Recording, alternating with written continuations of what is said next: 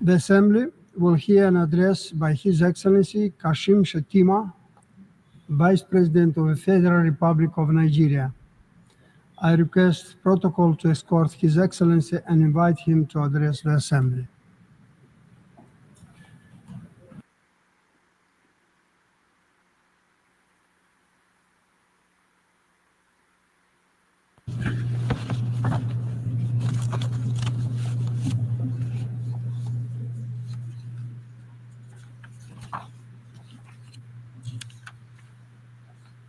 Mr. President, Your Excellencies, heads of delegation, distinguished ladies and gentlemen. Mr. President, as you assume the leadership of this august assembly, our world is confronted by profound moral questions that will require more than the habitual remarks from this elevated podium to resolve. These are questions about the ultimate purpose of our organization, the United Nations itself, and how it can remain relevant and resilient. It is with this sentiment that I convey to you the warm and fraternal greetings of my countrymen and women, and to congratulate you on your assumption of the presidency of this assembly. Let me assure you of the full cooperation of my delegation in discharging your honorary responsibilities during your tenure. In the same vein, I wish to extend my appreciation to your predecessor, His Excellency Dennis Francis, for the many remarkable achievements recorded during his stewardship. It gives me particular pleasure to commend His Excellency Antonio Guterres, the Secretary General of the United Nations.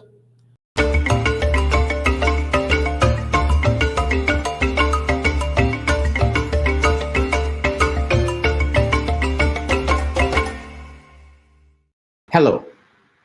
Tomorrow, presidents, prime ministers, and leaders from scores of countries will converge in New York City for the 80th edition of the United Nations General Assembly.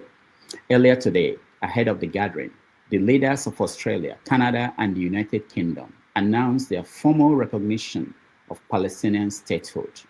They now join more than 150 nations that have already recognized the rights of Palestinians to establish their own state. France is also expected to make a similar announcement during the General Assembly. This move by close US allies intensifies pressure on Israel amid the ongoing war and humanitarian crisis in Gaza. It also places these Western countries at odds with the United States, where President Trump continues to provide Israel with diplomatic cover and financial support. Even as much of the world condemns Prime Minister Benjamin Netanyahu's military campaigns across the Middle East since Hamas's October 7th attack. Meanwhile, Nigeria's President Bola Tinubu has announced that he will not attend this year's General Assembly in New York. Instead, Vice President Kashim Shettima will lead Nigerian delegation. This marks the second consecutive year that President Tinubu has chosen to skip hunger. His absence means most high-level bilateral talks with other heads of state are unlikely to take place.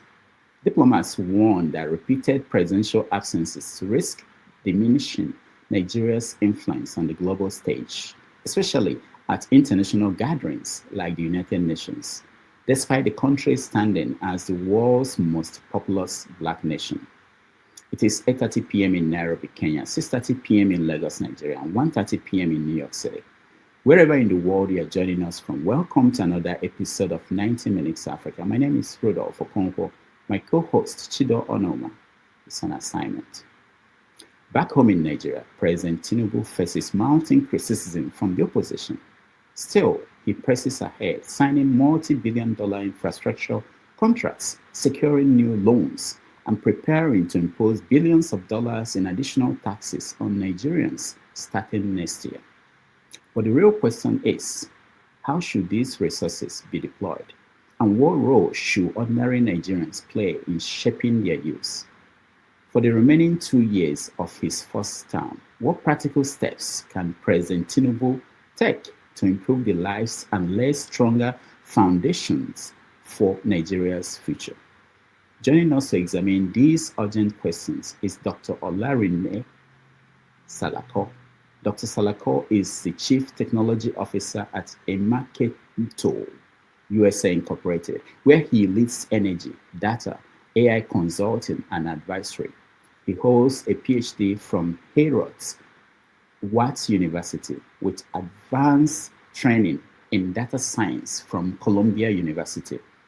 With more than 2 decades of expertise spanning geophysics, geoscience, artificial intelligence, sustainable and global energy transition, he has published extensively on carbon capture, enhanced oil recovery, and renewable technologies, and holds several US patents.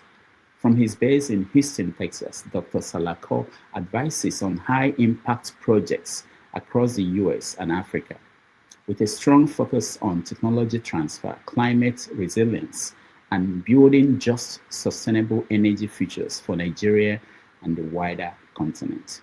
Please join us in welcoming to the show Dr. Olarinre Salako.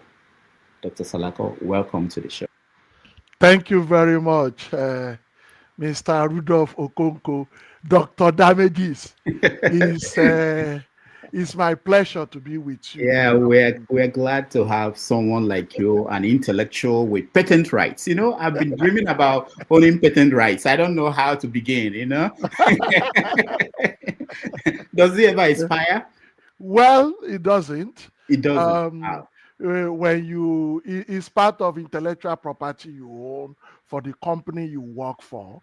Most often than not, the company you work for paid for it because you are using the time to innovate for them. Most of the patent I got it when I was consulting for Toyota. Okay. On vehicle electrification and safety, and AI data analytics. Yeah. All right, we're going to get into that. But first of all, as we do on this show, we want to start with getting your views on things in the news.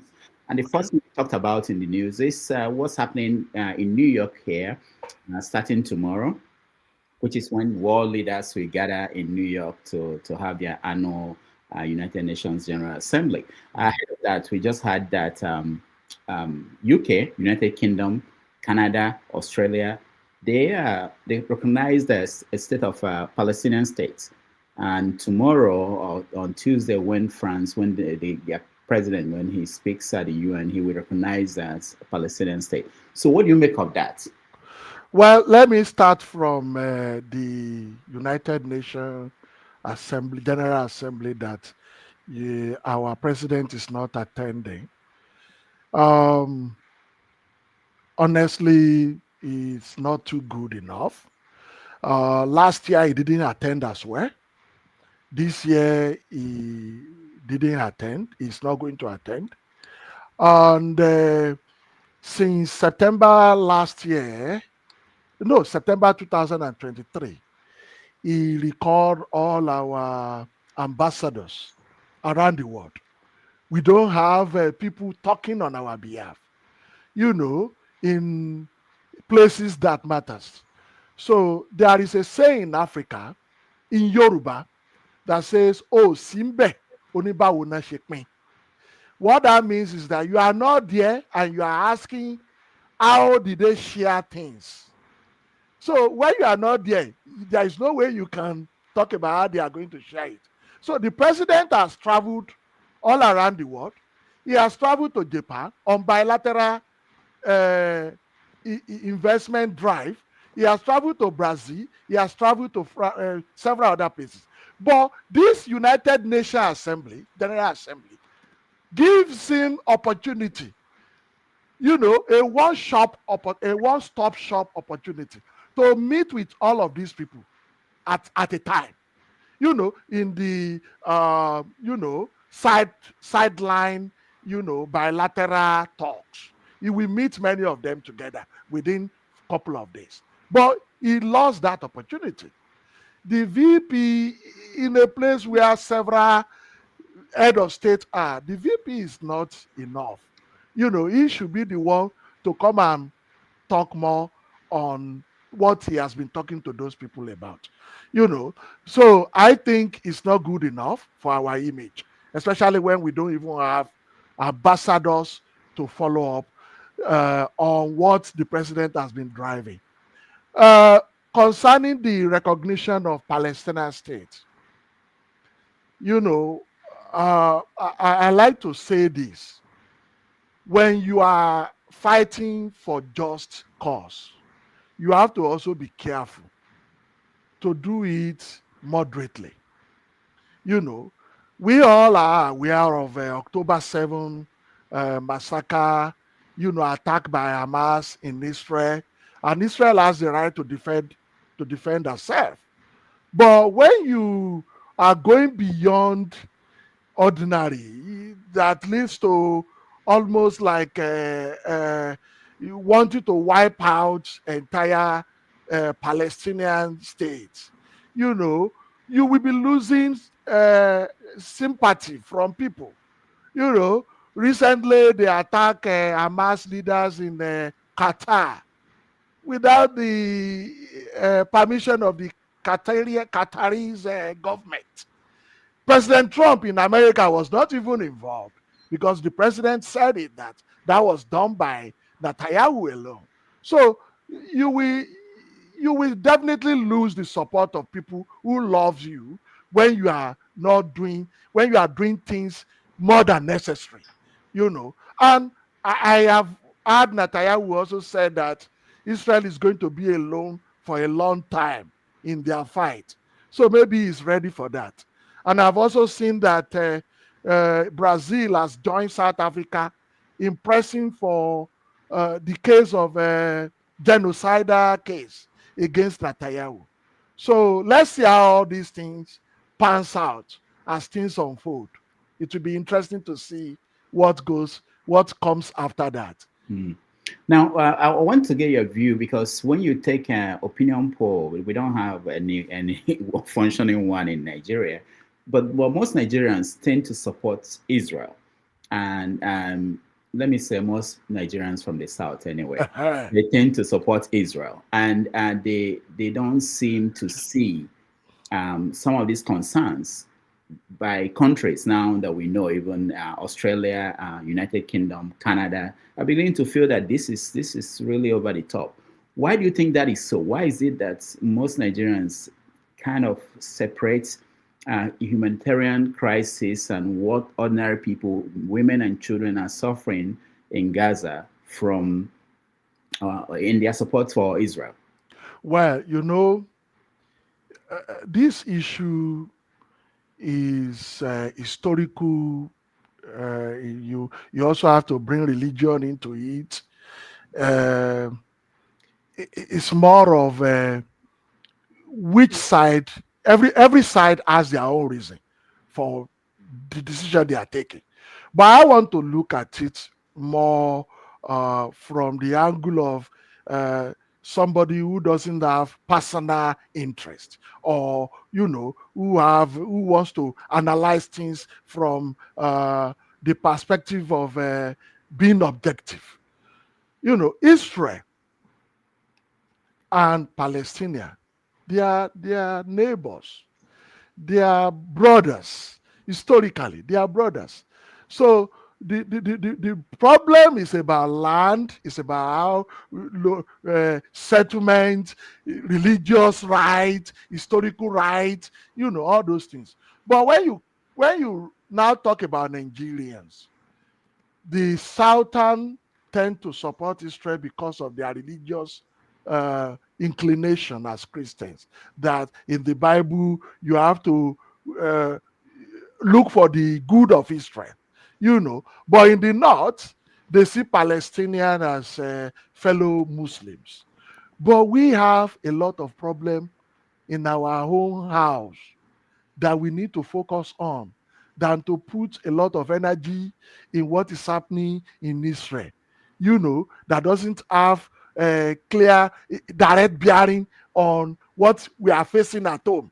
At home, we are facing issues with food security. We are facing issues with purchasing power being eroded away by policies of our government. We are facing insecurities all over the places, banditry, Boko Haram, and all the rest like that. So we should focus more on our own.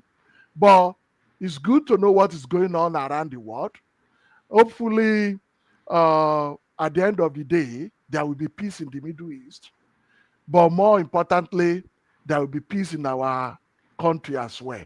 We will be able to overcome the problem of banditry and Boko Haram at home. Yeah, I like what you're saying, and we're going to get into the issues at home, but just a little bit on this Palestinian issue, because when this war started at the beginning, Pastor Adeboye sent out a tweet where he was praying for permanent victory of Israel over the enemies surrounding Israel. So you think this feeling of Nigerians is coming from religious, especially Nigerians from the South, from religious understanding? I'm not. I know you go to church every Sunday. Where did they read this? What is fueling this thinking that? Well, Pastor Adeboye is a Christian. Is a pastor. That is his vocation. Okay. I'm a Christian, but I'm not a pastor. Okay. We Christians tend to have sympathy for Israel because of the fact that our Lord Jesus Christ, came from there. Okay. But the Jews are not Christians. Where you can say They that don't even believe in the Jews are Judaism. They don't believe in Jesus the way they don't believe. Yeah, they don't. But that does not take away the fact that Jesus Christ was from Israel, isn't it? So, and as a Christian, you are to look for the good of the Israel of Jerusalem. One senator in the United States, Senator, our Texas Senator, Ted Cruz. Yeah. Recently, he was having a kind of meeting like I'm having with you, with one American conservative journalist. I've forgotten the name now. And he mentioned that as Christian, we have to look for the interest of Israel.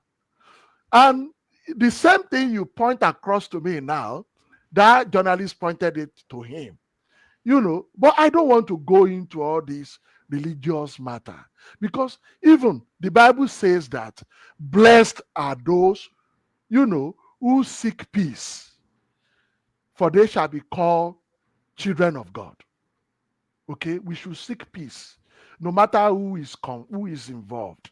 So I believe that, like our president here in the United States is always looking for peace all around the world.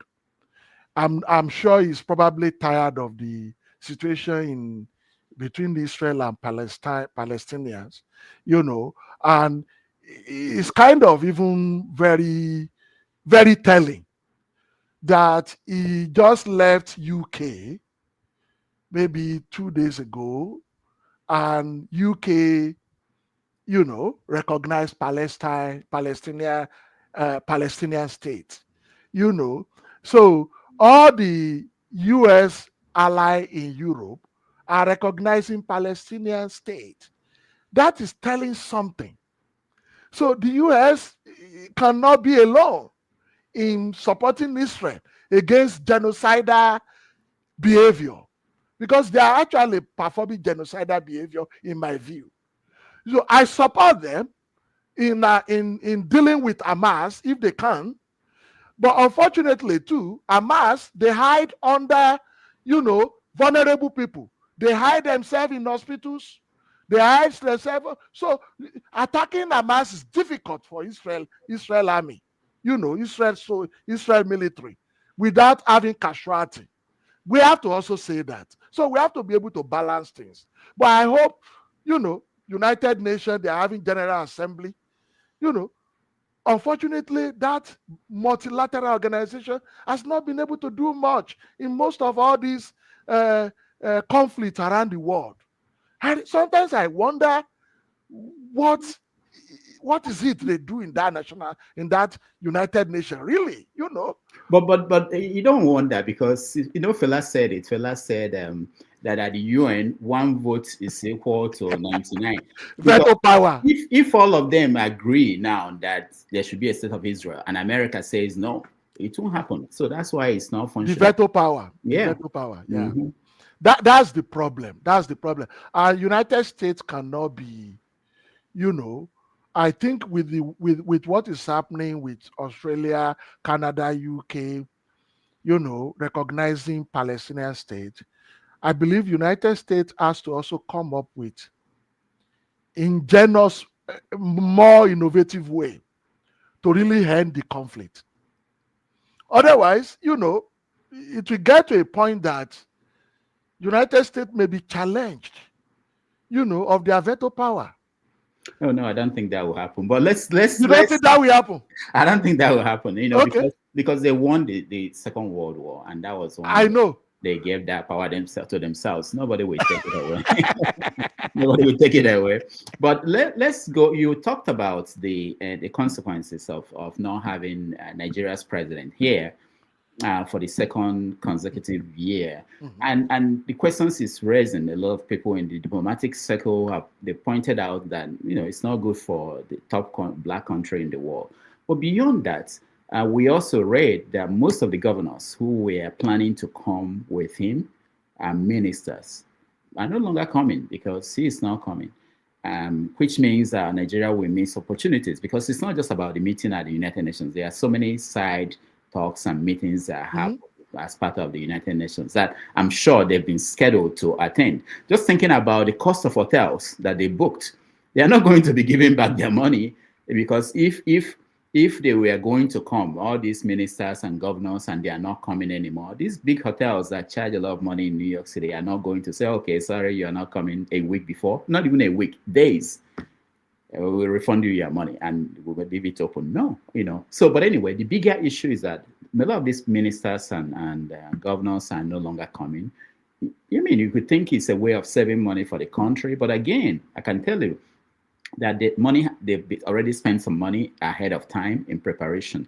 But the one I want to talk about is the minister for the Federal Capital Territory, Okay. Nyesom Wike. He's no longer coming. And people are beginning to connect it to issues he has there are some issues in Florida about properties that are under his name that he transferred to his children. I don't know if you know anything about that story. And Well, I read on Sore's Facebook page and I think Twitter, when he said Wiki is a corrupt. I think he even put a picture of Wiki and the family there in the property in Florida. I also had Wiki try to defend himself before Nigerians when he was hosted by Shane Okibaloye on Channels TV Politics for Today. yeah, I think Wike was trying to say that the house didn't belong to him, but when you do quit claim deed, it's probably that the property belongs to you originally before you can do quit claim deed. But he said the property does not belong to him. It was, given to his children. You are even showing the quit claim deed now. The problem is in Nigeria, there are a lot of loopholes that our political elite explore, for their personal interest, for their benefit. And in most cases, you don't have consequences to most of the way they behave. The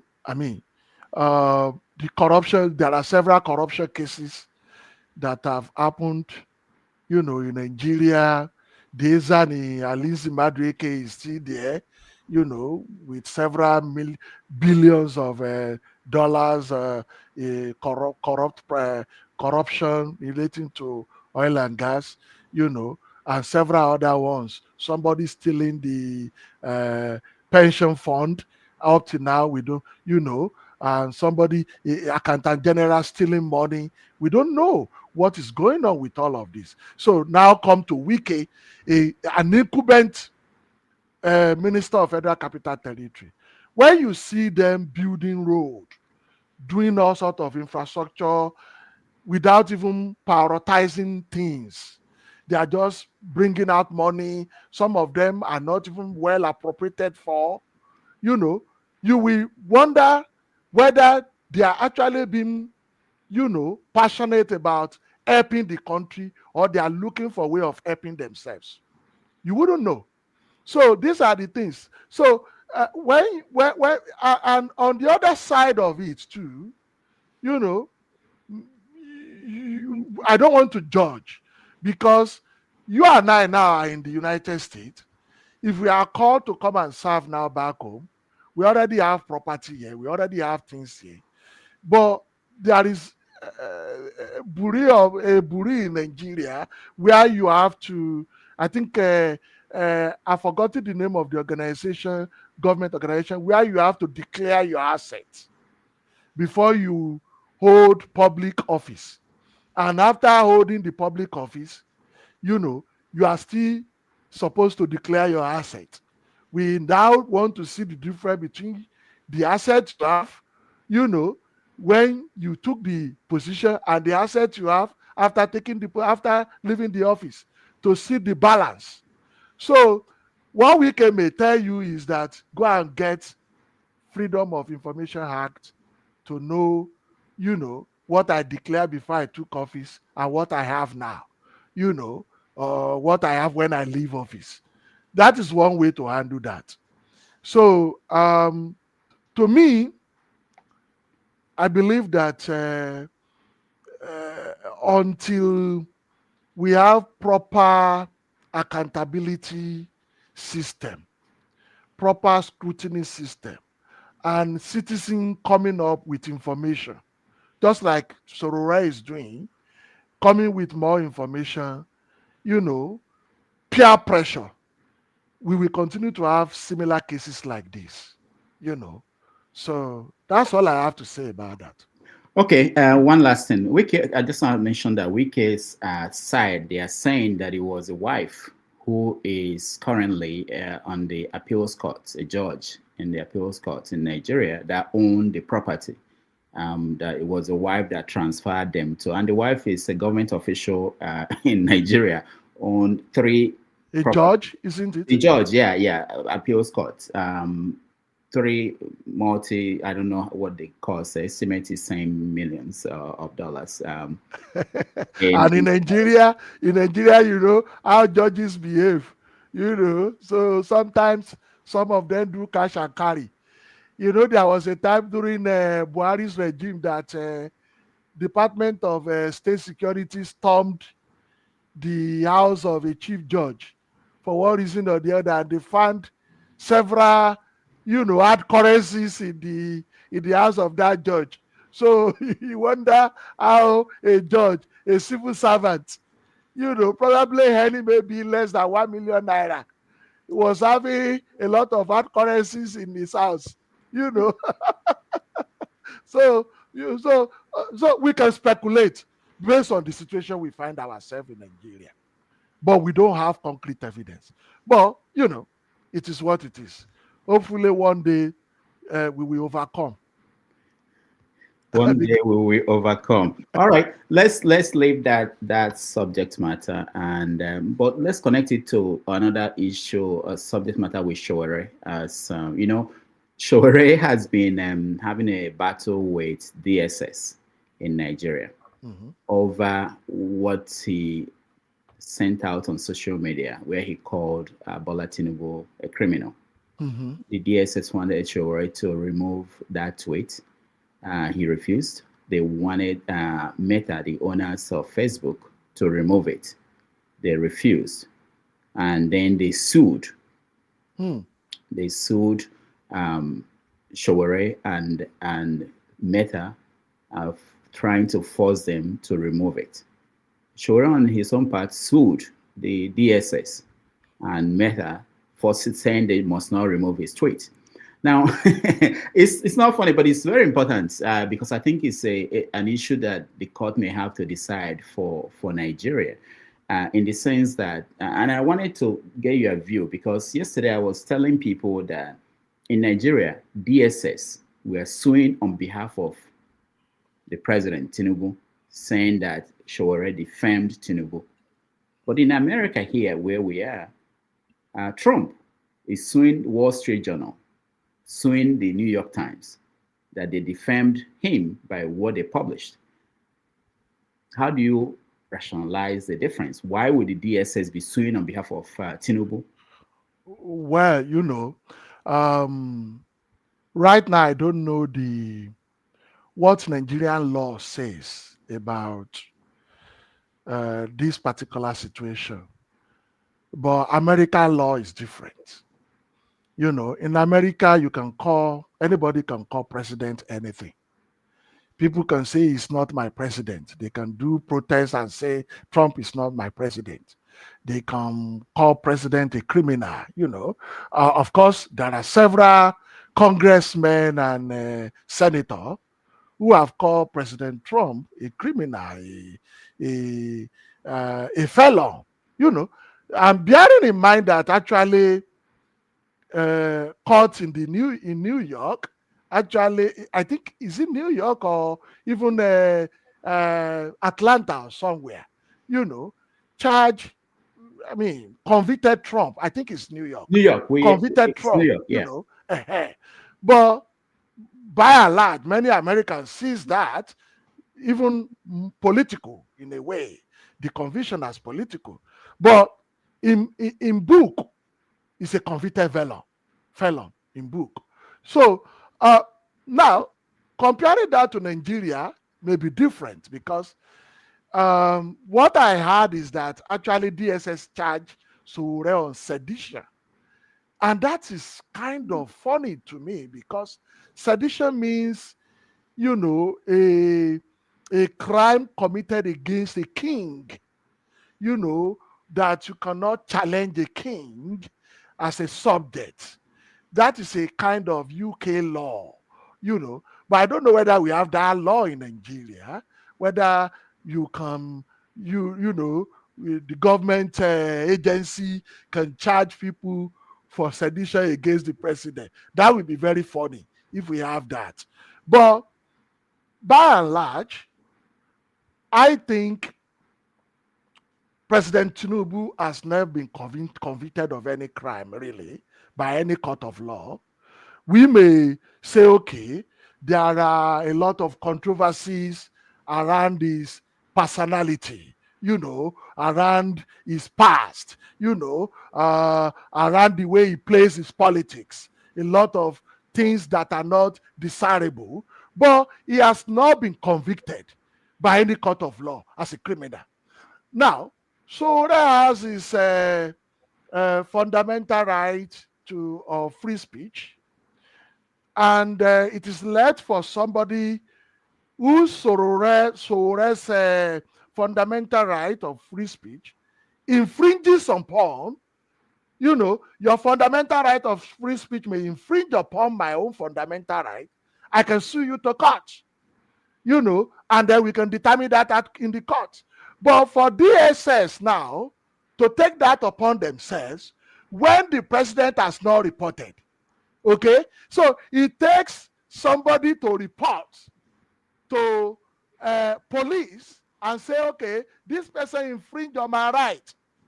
I want police to take it up. So it cannot be a state case against Sowore. It should be a case of the president himself. I think that is where you are driving at. A case of the president saying that this particular guy, said that I'm a criminal. What crime have I committed? But it will be interesting to see how this ends, to be honest. But for me, also, I will not even, I even see governors, our governors, more as criminals than the president. Because Supreme Court gave a judgment. Okay, I'm digressing a little bit now. But when I was thinking through what is happening, I look at the governors, 36 of them, more as criminals than the president.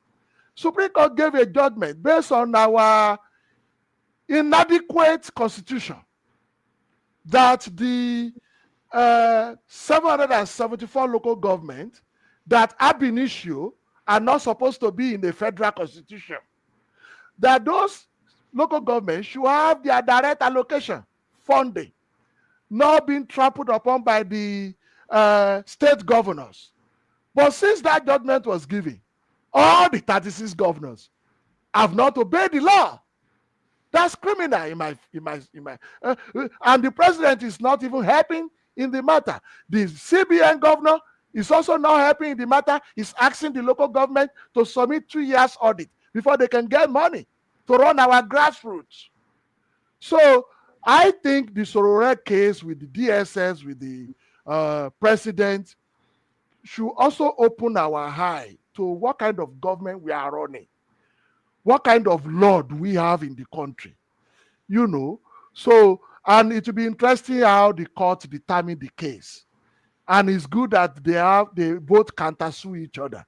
It's interesting. All right. We'll get back to Shore and other things if we have time. But let me take your mind to this story.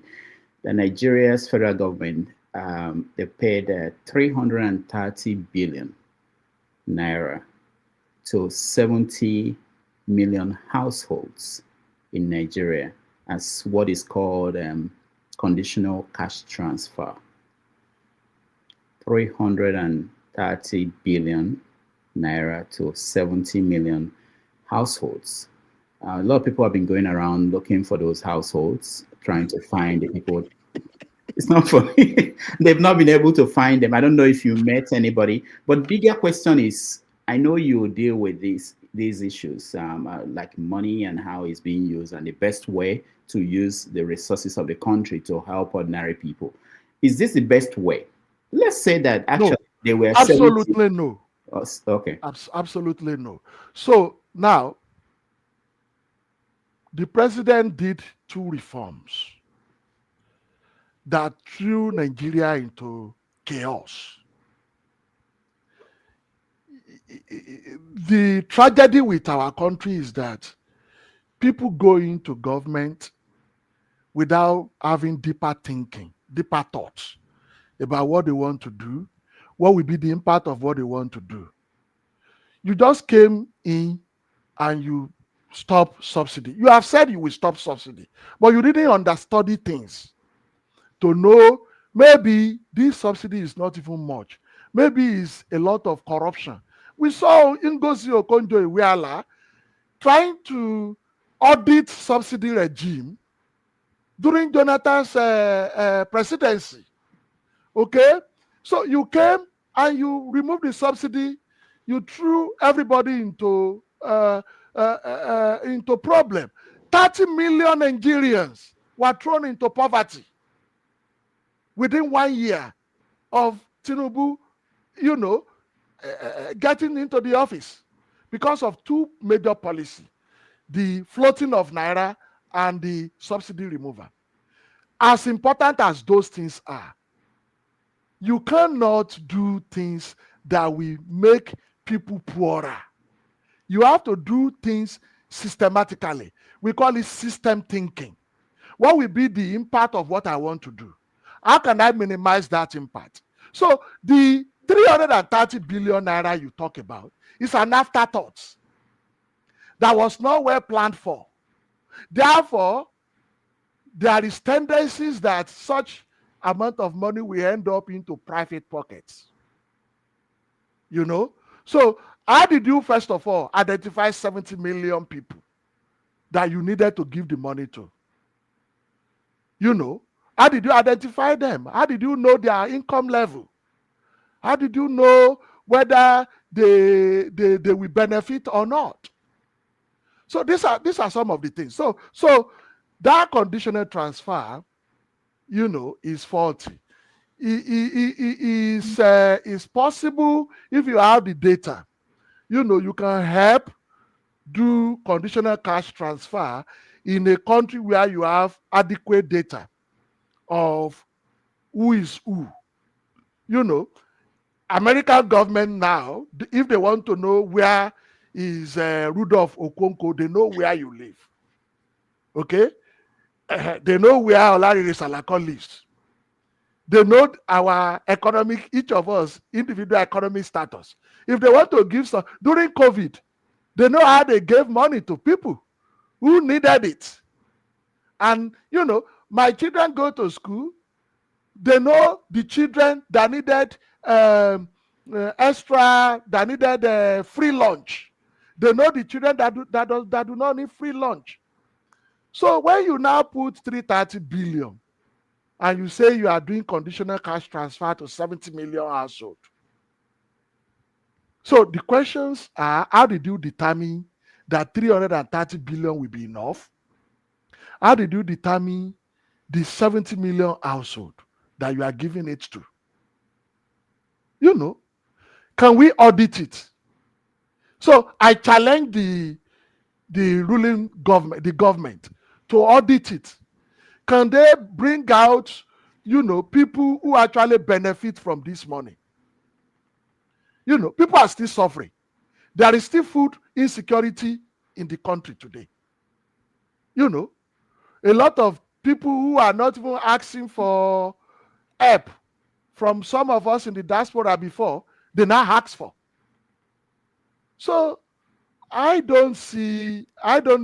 think probably, you know, this is another way of government misplaced priority, poor system thinking, or outright ways of, you know, stealing is not corruption. Let me. You said that probably the government, which is led by Tinubu, probably they did not think about all these things before they got into power. They just wanted power for the sake of getting into power. I believe I'm trying to paraphrase what you were trying to say. But if you go back to January 2012, when Jonathan wanted to remove oil subsidy, Tinubu and others in the opposition party then were leading the protests, and they were pointing out what would happen if Jonathan removed oil subsidy. They were pointing out that there would be inflation, there were prices of things would go, everything that is happening now.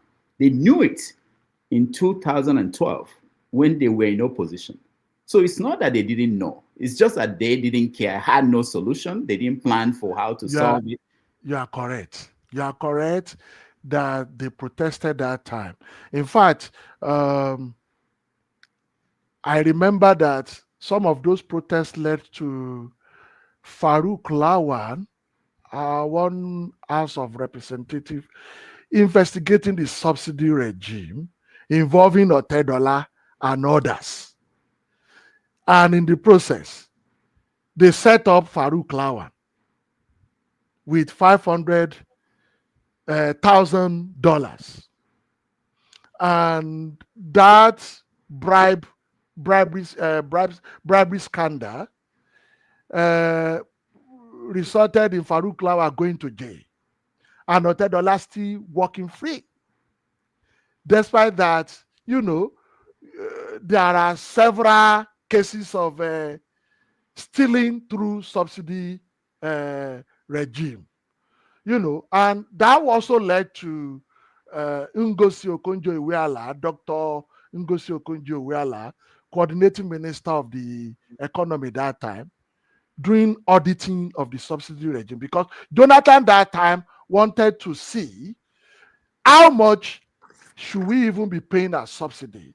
What is the situation? Can we even reduce, you know, filter out the corruption from the regime and see how we can reduce the effect of subsidy while even taking care of the poor Nigerians to benefit from what we produce at home. Crude oil that we produce in our country.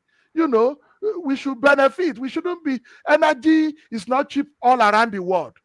Nigeria should benefit from subsidized energy. Everywhere around the world, people benefit from subsidized energy.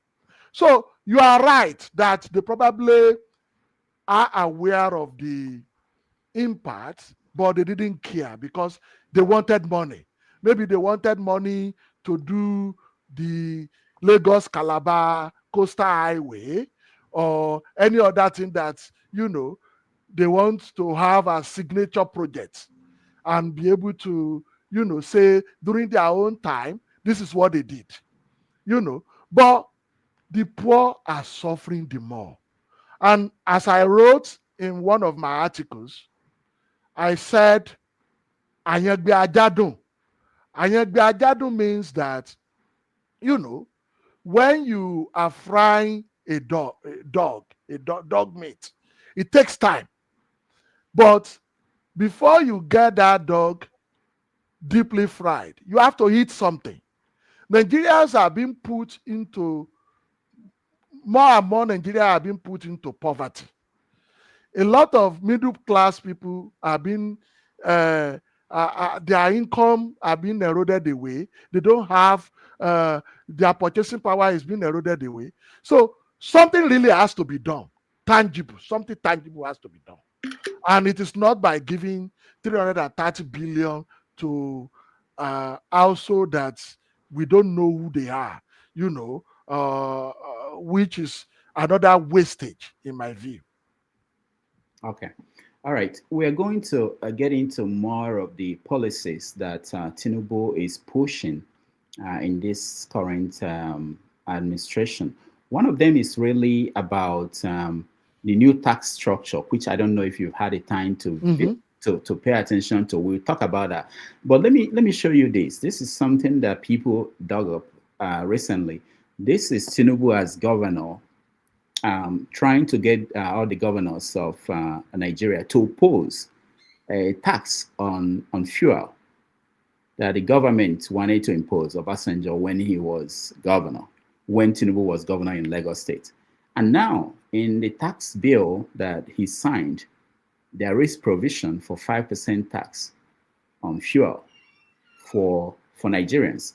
So how do you explain this, that when he was governor, he opposed this? When he was in opposition, he opposed removal of oil subsidy. Now he did it as if it wasn't something that he was against. And people are saying, where are the benefits? We're not seeing these benefits. How do you explain that? A moment ago, you said I'm a Christian. I came from church about 15 to 30 minutes before I joined this program. And you see, I have a bag. I am from a very modest home. I thank God for what God has helped me to become. One thing I learned from the Bible, Deuteronomy chapter 15, verse 7. We are encouraged not to be hard on the poor. And there will always be poor in the land. But we are commanded to look after the poor. United States of America is the headquarters of capitalism.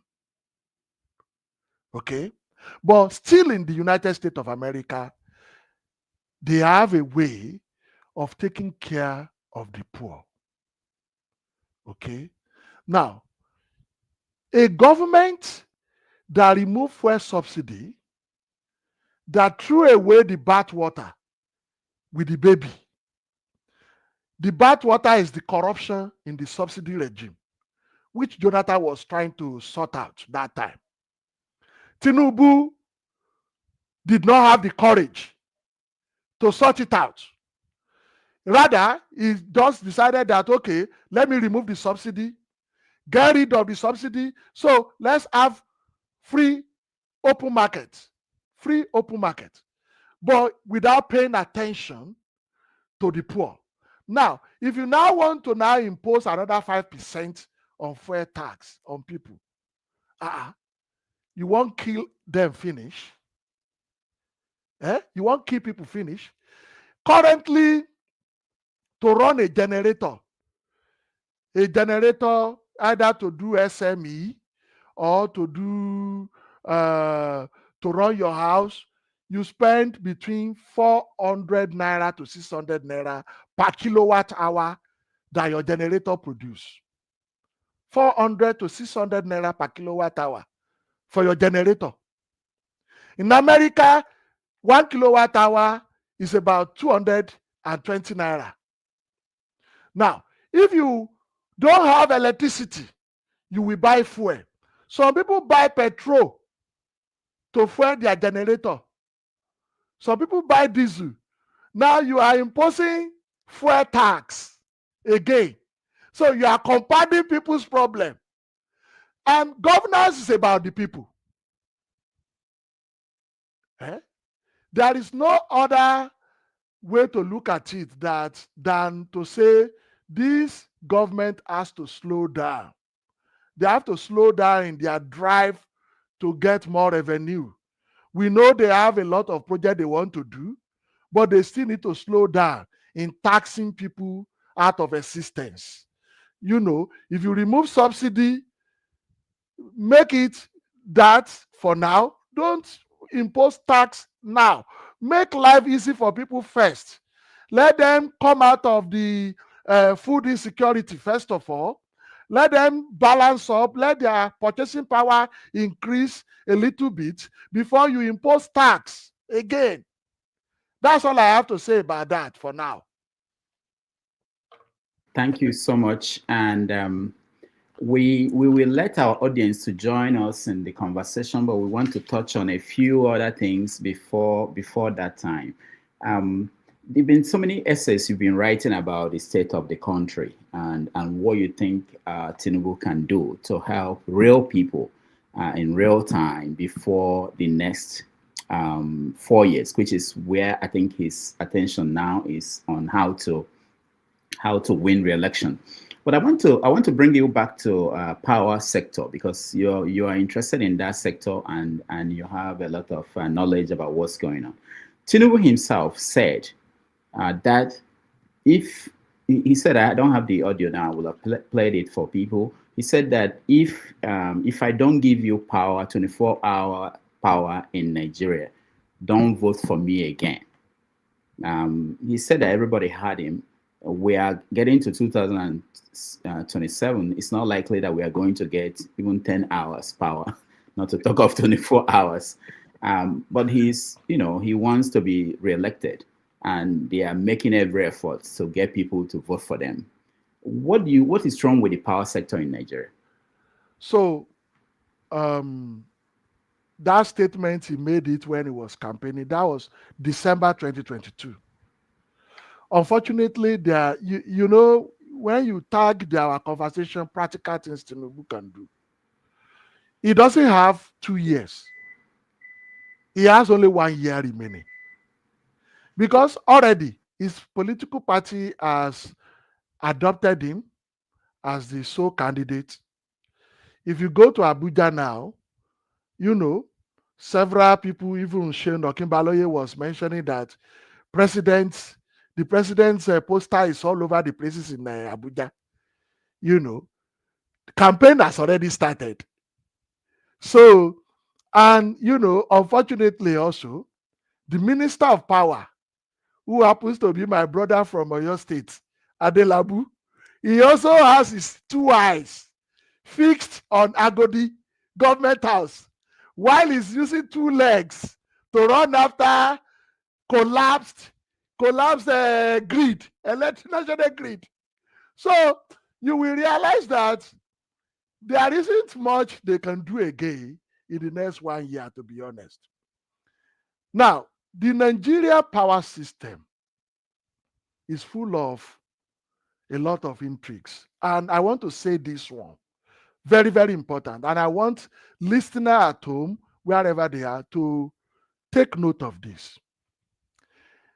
The government said they are owing about 4 trillion naira, 4 trillion naira to Genco and Disco. And out of these 4 trillion, they said about 2.6 or so was only, let me get my facts right, because this is very important. Very, very important.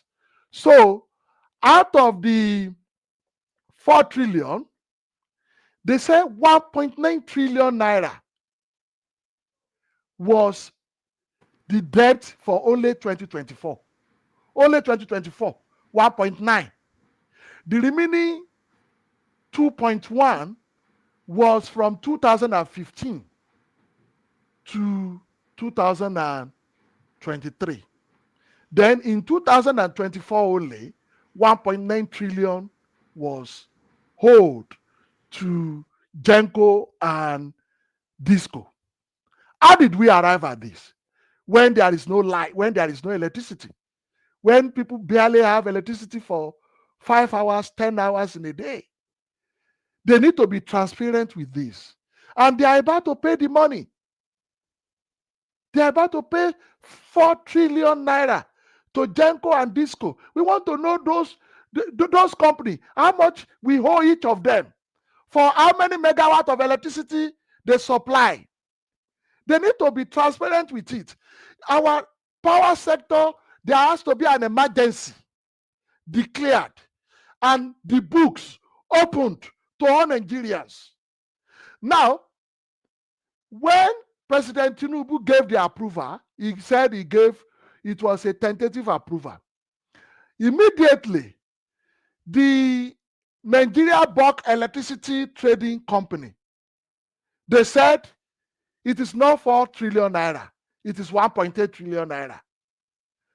That is another angle to it. That means government doesn't even know what they are doing. Do you understand that? Now, the National Assembly compounded the problem and invited Disco. And they said Disco is owing Nigeria 2.6 trillion naira. So how do we reconcile all of this? So, and this thing is not rocket science. It's just about knowing how many megawatts of electricity were generated, transmitted, distributed to Nigerians. How much of these megawatts were subsidized? How much is the subsidy cumulatively? Then, how much did we pay to these people? So the problem is that in between, Nigeria government is the one buying electricity from Genco because they are the owner of the transmission line. And then Nigeria government sell to Disco, and then Disco sell to Nigerians. This is the typical procedure all around the world, which is working in many parts of the world. But it seems not to be working for us in Nigeria. That is why you have a lot of grid collapse. I even thought that this year there will not be any grid collapse until maybe last week that we saw another grid collapse. It is very unfortunate. And when you look at this, energy is very important to any national development. No nation can industrialize without energy. Even God, if you believe in God like me, and you believe in the Bible like me, the first thing God created is light. That is to tell you the emergency nature of electricity for any national development. So we cannot lift people out of poverty without having adequate electricity supply tied to agro-allied and industrial corridors. That is very paramount. Any government that really want to help Nigeria must tie electricity generation and transmission and distribution together as one entity, tie it to agricultural development and processing and industrial development. 40% of our agricultural produce get rotting. Food crops, they get rotting before they get to the market. 40%. And that is equivalent to $9 billion in last year alone. $9 billion. Where are those crops? Where are they getting spoiled? What can electricity do to reduce it? These are the questions government should be asking themselves. Those in government. What are the synergy between the Ministry of Power and the Ministry of Agriculture? What can they do together to reduce food wastage? Nigeria is in a crisis of food insecurity now. We imported $2.5 billion of food last year. If we have electricity in our rural area, where we have cold chains, where we have a milling machine that use cheaper, affordable electricity, we can reduce our wasted, the amount of wasted post-harvest crops, food crops, and create more employment. But if we have to do that, that cannot be done by a minister who is running after Agodi and running after greed that is broken.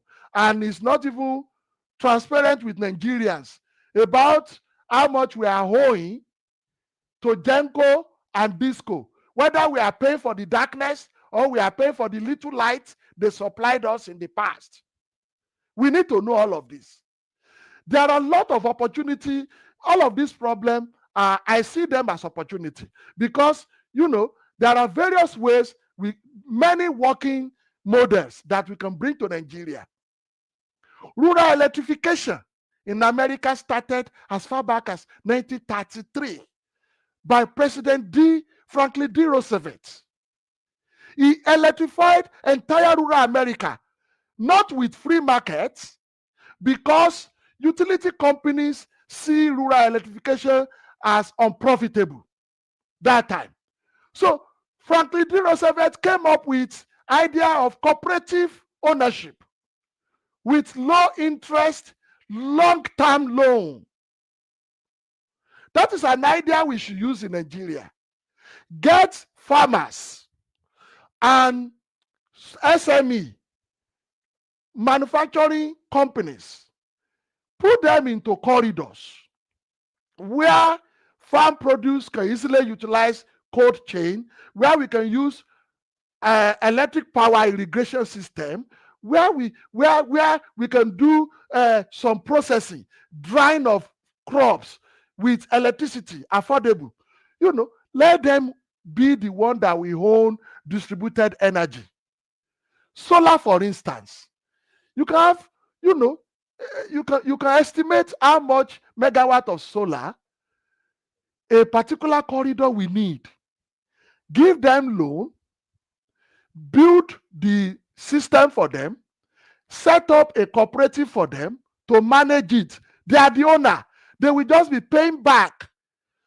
We can do that and reduce the cost of electricity to maybe 100 naira, at most 200 naira without even subsidy, before we even subsidize.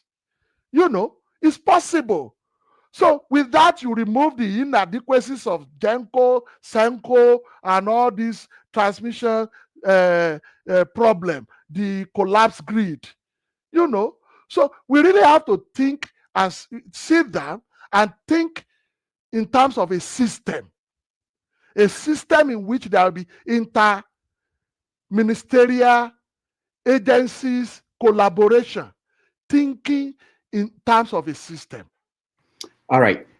We are going to take a break. When we come back, we are going to continue the conversation with Dr. Salako. I want you to talk about, when we come back, you're an expert on enhanced oil recovery. Meanwhile, our refineries, our whole oil industry is a mess. We don't know what's going on there. I want you to talk about that. Also, I want to talk about, you talk about carbon capture. And we have gases, we flare gases in the Niger Delta, and it's when we have experts like you, I don't know why the country is the way it is. So I'll come back and you give us more about that, what is going on, why people like you are serving countries abroad, and Nigeria is in a mess.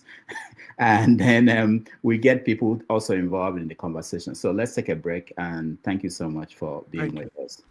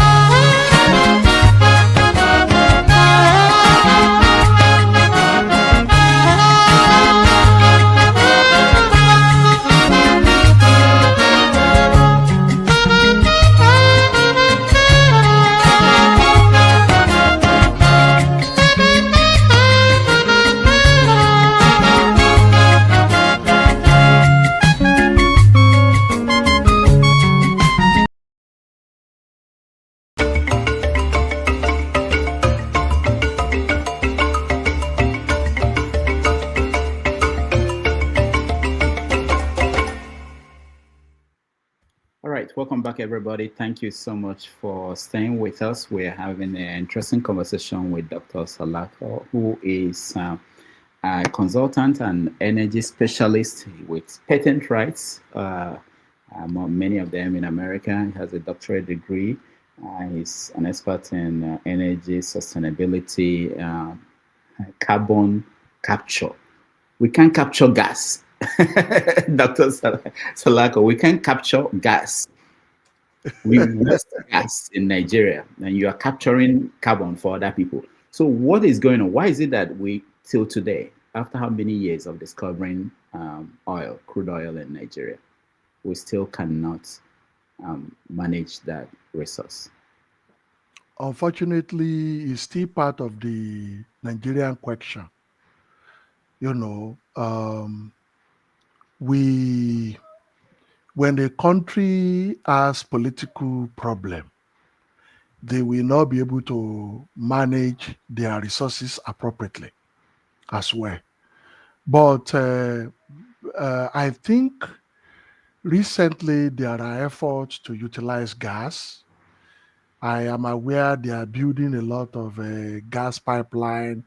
They have a plan for extending gas pipeline across the country to further reduce the gas flaring. You know, LLNG is working on a lot of that, but more still need to be done. You know, I'm also aware of their CNG, compressed natural gas, efforts in which they are encouraging people to put converter into their vehicle. Some people are even afraid of what that will do to their engine and all the rest like that. Some people are even saying that it's not as cheaper as you will think it will be. So a lot of several several issues around that. But I believe that, as I always say, things has to be done in a transparent manner. Communication has to be done in a transparent manner. Cause and effect has to be explained to the people. Now, you mentioned refinery also. That is one area that really gives me a lot of concern. And recently, there has been several acquisition and counter acquisition between Nopeng and Dangote Refinery about monopoly. You know that Dangote is fond of monopolizing things, monopolizing the industry where he operates, and all the rest like that. And there are also people who are saying that, importers who have ate they have ate fat on subsidy. They are also the one who are not happy with Dangote Refinery, who are trying to frustrate Dangote Refinery. You know, all of this also is because, we have government that is not able to manage things properly. You said that when you have people like me all around the world, you know, of course there are several people all around the world who can manage system in Nigeria, but there has to be political will to really do things appropriately. Technical know-how is not really our problem because there are people who have knowledge who can help our country, who are helping other countries, as you said. But if there is no political will to do the right thing, the situation will not change. You know, even as we are talking now, we have a minister of power, we have minister of petroleum, state for petroleum, we have advisor, all of them. There are 4 people involved in our energy system now, leading us. All of them. Only one person is a biologist. 2 are accountants. 1 is a lawyer. So they really don't have the technical know-how, but if they have political, there are people they can use who have technical know-how that can help them. For instance, our refinery, I don't know why it is not working, to be honest. I don't know why, because there are refineries all around the world that are much older than our refineries. Much older than our refinery. And they are still working, producing almost to 80% install capacity to even some 90% install capacity.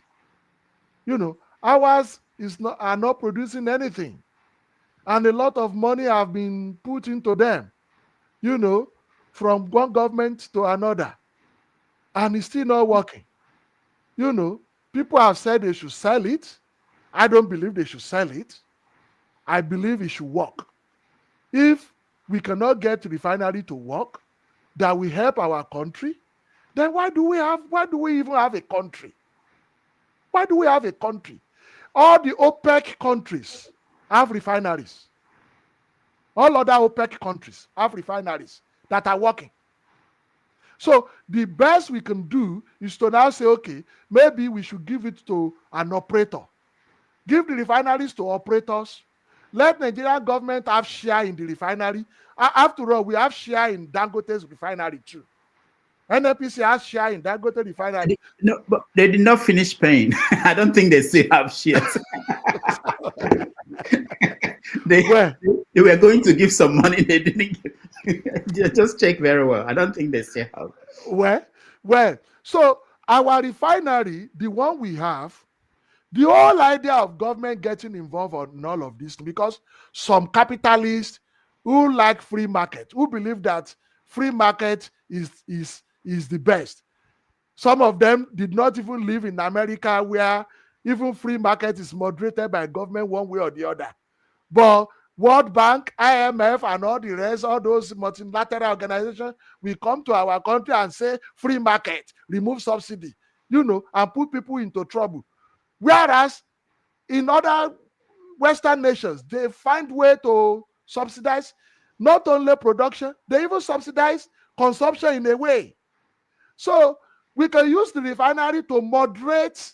If our refineries are working, we will use it to moderate market a little bit, to moderate the greed of the business people, on behalf of Nigerian people who built the refinery ab initio.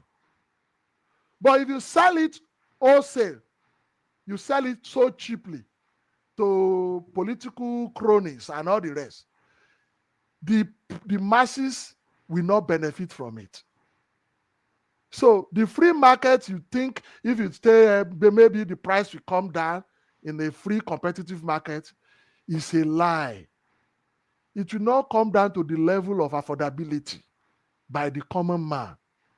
In America today, if there is any problem, America will release from the strategic reserve. Biden did that several times, when he was there. And before he left, he bought a lot of crude oil also back to the strategic reserve. I'm not sure whether Nigeria has planned for all of those, to cushion the effect, So NNPC, to be honest, is very ineffective. Even when they become limited company, they are still ineffective. A lot of our problems are combination of ineptitude, corruption, lack of knowledge of people who are running our affairs. You have a country of over 200 million people, and you have an accountant running the electricity system. You have a political scientist as an advisor to the president, on energy. So you have one lawyer as Minister of State for Petroleum, Oil, and then a biologist as Minister of State for Petroleum Gas. There is a limit to which they can do, because they don't have the real knowledge of the science, of the technical technicalities of the whole thing. They can only manage what is presented to them. Okay, so if you cannot have a Rudolph Okonkwo, who is more into journalism, you cannot have him to be the Attorney General of the Federation. It's not a lawyer. Okay, so you cannot have me to be the Minister of Earth. What do you expect? What are you expecting from an accountant heading electricity sector. You know, that's another fundamental problem that we have. We are not yet mature to the level in which we have a lawyer in America heading Department of Energy. And to be honest, even our energy sector, we need to really think through it properly. Where do you have electricity separated from oil and gas? It's all energy. So oil and gas are source of energy. Electricity is an energy factor. So you have gas. That is why Denko is complaining about gas supply. Gas sits in a different ministry. Electricity sits in a different ministry. You know, all sorts of things. So many things are wrong, and nobody is thinking properly through the problem. That is the concern I have. All right, let's because we are running out of time, unfortunately, but let's touch on a few issues that are also important. Most people look at this government of Bola Tinubu, and they say that he's essentially doing what he did in Lagos State as governor. Adeboye, who ran for governor last time, said essentially that Tinubu is a tax collector, and he has set in motion an effort to collect taxes the way he did in Lagos with the new tax bill. I know you've written about it. One of your articles was called a Tax ID Debate, a missed chance for simplicity. Yes. So, but all the analysis that even his people are making, they try to calm people down and say that there won't be, poor people will not be taxed. But they put in systems in such a way that obviously the government plans to collect a lot of money. And they will, because most likely they will hand it over to a private company like Alpha Beta to do the collection of taxes. So what is your take on this massive tax plan and the fact that the people, it appears as if the Nigerian people have no say in how the money, either money borrowed in their name or money that are going to be realized from the taxes, or even the resources, the subsidy resources, you know, the money removed from subsidy. They kept saying to us that, oh, the state governments are getting more money than ever before. But if you look at the actual value of that money they're getting today, it's nothing compared to what they got during Buhari or during Jonathan's time. If you put that in real value of the currency to dollar. In terms of foreign exchange. Yeah. Because price of everything jumped by three times the value. Yeah. So when you are saying that somebody is now getting 300 billion when they used to get 100 billion, they've not gotten anything more than what they were getting before, essentially. But anyway, tell us what you are very correct. First of all, I wrote about the tax ID because it is still back to the fundamental thing I always say. You know, ineptitude and poor system thinking.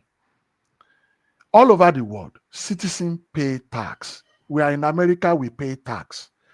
Tax collection is not a bad thing, you know, but for somebody like Uncle Ahmed, I call him Uncle Ahmed, you know, he's more capitalistic in nature. He's bringing the idea of Lagos to run Nigeria.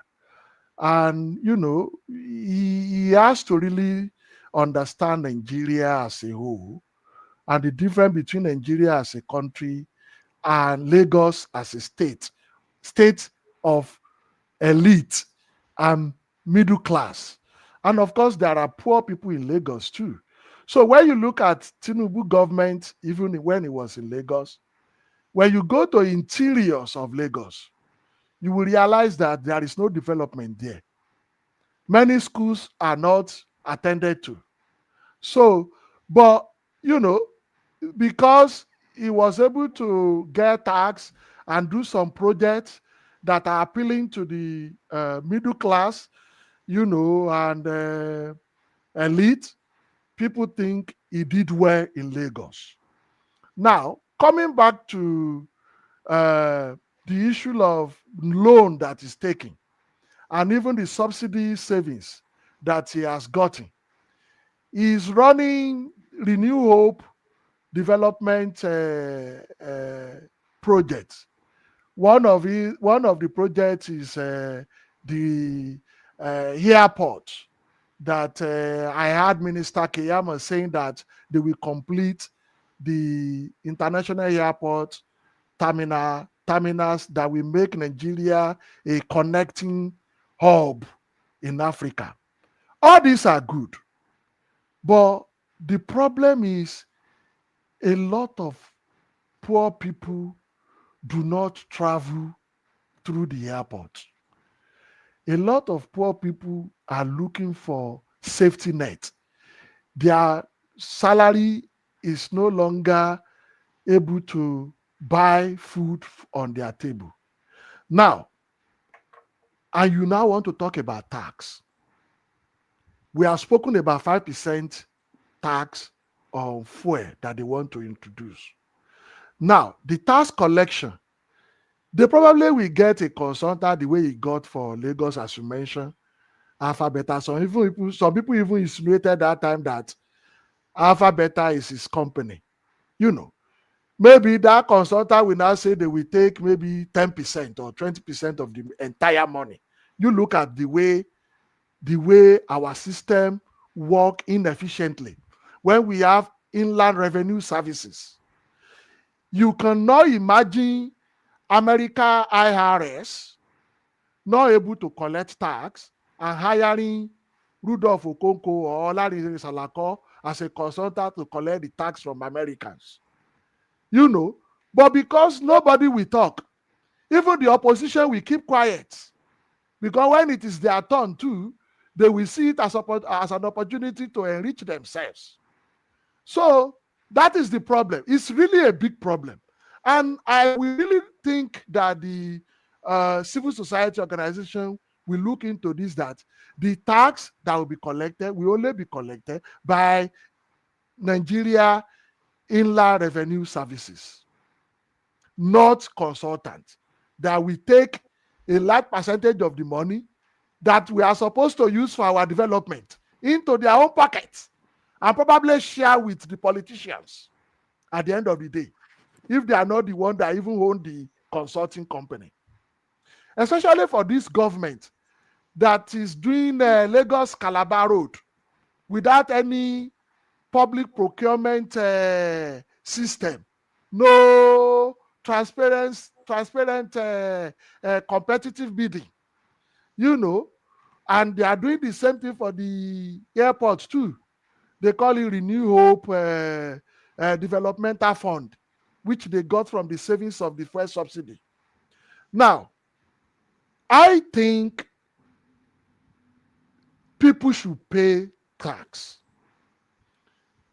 But, you cannot tax people who do not make money. And they have said it, that if you don't make up to 800,000 naira in a year, you will not be taxed. And I think also that a responsible government should actually communicate to people more about what they want to use the money for, so that will encourage more people to pay.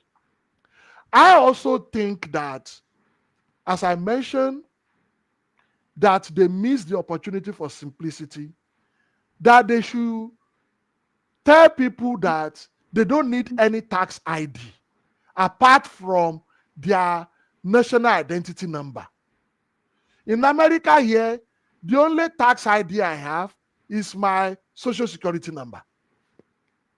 Likewise, when I was in Canada. Likewise, when I was in the United Kingdom. So, don't complicate things. In the Tax Act that they signed to law, there is nothing mentioned about using national identity number there for tax tracking. It seems to me that the Presidential Committee did not work with the National Identity Management Commission, the one that is in charge of NIN. We also have BVN, with our bank. So all of these numbers are enough. We don't need any tax ID again. So they really need to, put it straight to Nigerians that, okay, I'll even amend that tax act, that NIN is the main tax ID. And then, by the time they are getting the tax, they are looking at it, they'll be transparent with it. We don't want any consultant to take a percentage of the money. Now, come up with the poverty eradication program, not the one that you will share money to household, the household that does not exist. Come up with idea of helping the poor, because if the poor will not probably pay any tax, they will only show that they don't earn anything. Hold on, Doc. Because they mentioned their agents always say 800,000 if you make less than 800,000. You know what 800,000 means a month is 66,000 naira. Okay. So if you are making minimum wage, their minimum wage, which is 70,000, you will pay tax. How many people are making minimum wage? In Nigeria, they are living on minimum wage. But if they don't make minimum wage, they won't pay tax. Yeah, but it's even less than minimum wage. What they were saying that you have to make so that you don't pay is about 66,000 naira. So what it means is that if you are making minimum wage, you are going to pay tax of 70,000 because you are making, at that point, you are making over 800. Remember, 800,000 a year, not every month. Most people, the way they present it, they really need to raise the threshold. That's another thing. And thank you for that. Because somebody who has a family of 2, for instance, making 70,000 naira a month, that is not even enough to feed that family.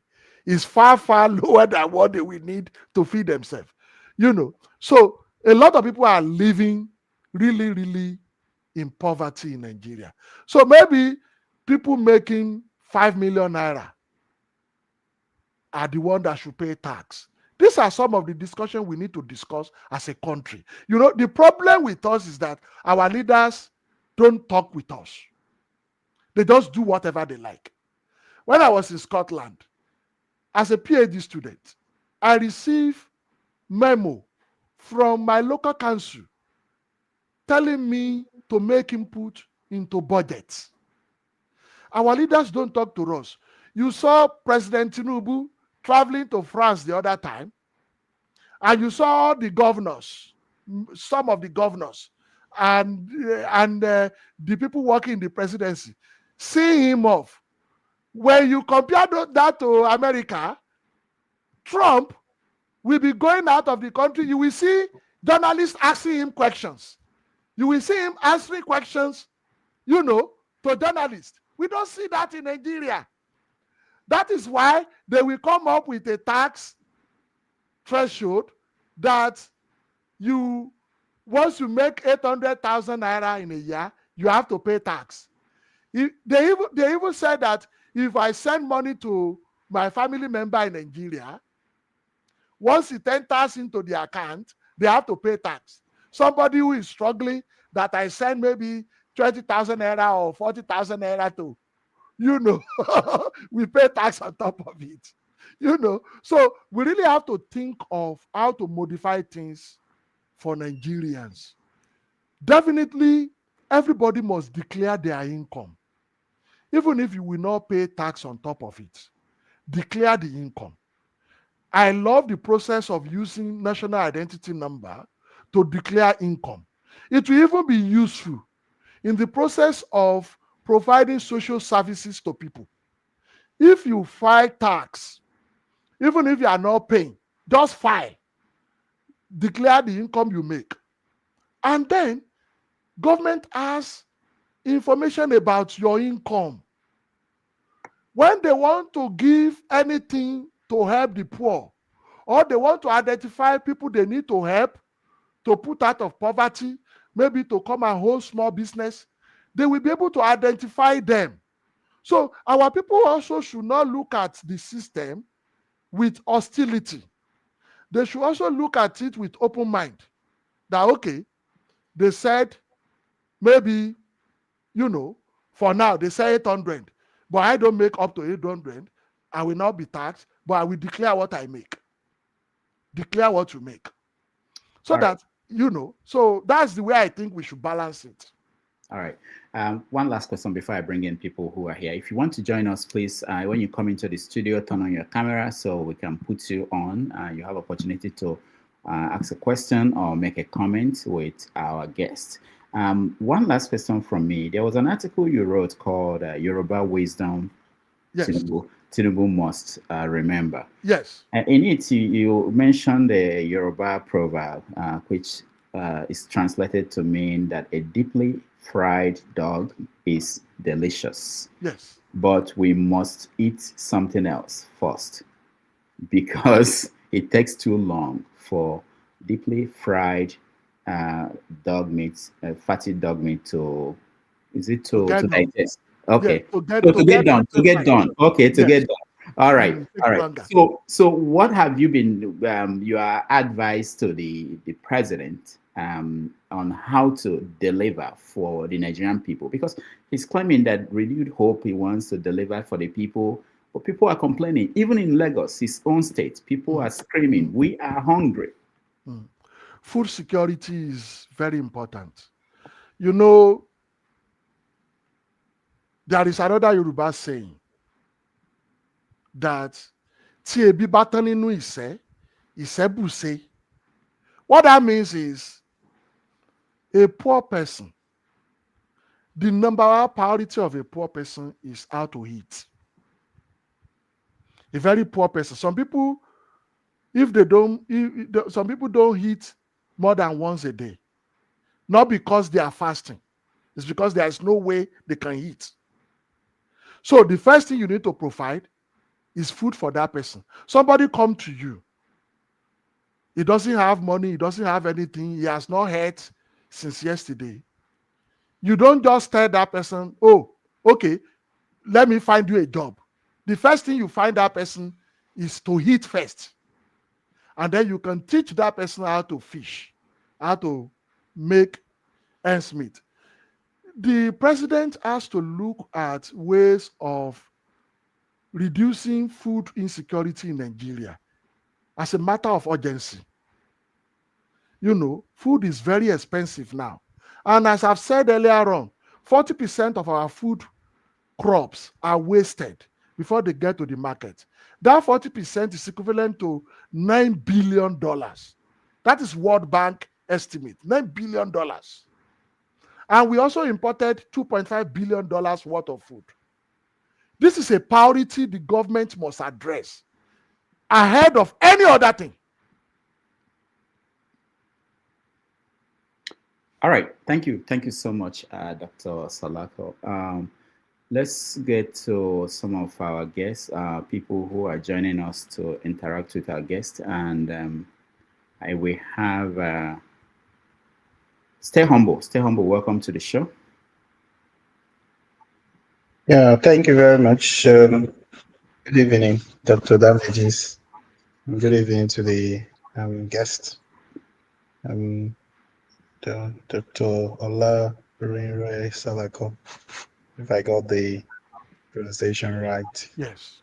Okay, so last week, when we had a guest here, Dr. Damages did mention that we have someone who, despite the illegitimacy of this government, wants to give them some pep talk, give them a helping hand to see if something that is bad, very bad, smelly, would transform and metamorphose into a blessing to Nigerians. Yeah, so I was wondering, what you will say. This evening, I just tuned in to hear. So my question to you is, I appreciate the fact that we are all stakeholders in the Nigerian project, right? Says we still have a Nigeria. We are all stakeholders and we should contribute all we can to make Nigeria work, in every aspect of it. So what is your motive? Because we've had people in the past who have come in here to use, different platforms to, to campaign for good governance and to speak on the side of the people, or to pretend to speak on the side of people. And, their motive, their main motive have been to, use that as a platform to gain the attention of the government and eventually become political jobbers, the Reno Omokri, the Daniel Boala. So my question to you is this, why do you want to waste everybody's time, trying to give advice to this government, knowing fully well, whether you believe it or not, that this government is illegitimate and a hostile occupying government? Why do you spend time, trying to advise them instead of actually advocating for good governance and even advocating for them to vacate office since they did not win the election? So why do you give advice to an illegitimate government? That's Thank my you, question to you. Mr. Stay humble. Thank you very much. So, I did not campaign for Tinubu. I did not campaign for Obi. I did not campaign for Atiku. The only person I supported that many people have even looked at me that maybe I'm not serious was Pastor Tunde Bakare, because of my conviction in him. Okay, we all have our various conviction. Some people have their conviction in Obi, some have theirs in Tinubu. But one thing is sure, whether the system is good or bad, today, Asiwaju Bola Ahmed Tinubu still bears the president of Nigeria. Whether it is legitimate or illegitimate, is still there, running the affairs of over 200 million Nigerians. Is it right for us to just look on while he does what he likes? I don't think so. We need to talk. Whether our talking will have impact or not, well, we have our say. Majority may have their way, but minority will have their say. So Rudolph's friend is making his own impact in the way he deems fit. I believe this is the way I can make my own impact the way I deem fit. By writing, by making my comment. And, if I am first of all, I'm a professional. I have a company I run. If I have a project anywhere, I do it appropriately with the best of my ability. Now, this one we are doing is part of our civic responsibility. Whether the government is legitimate or not, in the next 1 year, 4 months, we will have another opportunity to go and do referendum on Tinubu again. And, it is our responsibility also to see what we can do to make sure the next government will be legitimate as we want. Okay? For me, I believe that the Supreme Court has pronounced him as legitimate. We are left to now think maybe Supreme Court decided right for Nigeria or not. But he's the president today. And we have the civic responsibility to make sure we speak on behalf of the Nigerian people. That's all I have to say. All right. Thank you so much. Stay humble. Let me take a question from the comment section before I come to Maska. There's a question for you. It says, what do you think about Adewale Adebayo as a candidate for president? What do you think about him? Who is Adewale Adebayo? I don't know him. You don't know him? SDP. He was a candidate for SDP during the last election. Oh, yeah. I know him now. Prince Adewale. Yeah. Uh, he's a good man. I think he has a very good grasp of issues. But then, in Nigeria, I'm talking to you now. If I go back to my constituency in Oyo Federal Constituency, they will not think I know the issue. That's the problem with our people too, Nigerians. Sowore is doing his best. Some people like him, but does Sowore has what it takes to spend and win election in Nigeria? One of the problems we have in Nigeria is monetization of our politics. As rich as Trump, people who wanted him, who love his ideology, they are contributing to his campaign. Artisan, everybody. In Nigeria, we don't have such system. They will even ask from you. So Adebayo is good, but I prefer, a situation whereby we have two strong political system. This multi-party system is not going to help us. Let's have one strong opposition and one ruling party. And then when we want to make a decision the next election, we will flip. Over time, it will be easy for us to make a decision. But when we have too many good people scattered all over the places, it will be easy for bad people to emerge. People who can buy votes to emerge. So I like him. He's a good man. But, it's either, in my view, it's either you belong to the ruling party or you belong to the opposition party, and you can struggle, just like you have Republican versus Democrat in America. All other smaller party in America, they don't go far. That's my view. All right, thank you. Maska, welcome to the show. Thank you, Mr. Rudolph. Once again, well done. I remove my cap for you. Well done for a good job. Thank you. Thank you, viewers. Thank you, listeners, and people in the comment section. Let me try to be politically correct like every other person. But most importantly, thank you, Doctor.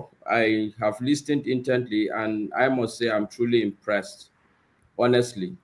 A lot of people, when they leave the country, they leave the problem behind. But especially from the background to Rudolph's questions, it was evident that you have constantly been writing about the issues in Nigeria. You've kept a very close tab on the issues. Let's even say you have your two eyes on the issues in Nigeria, especially in the energy sector. I'm really very much glad.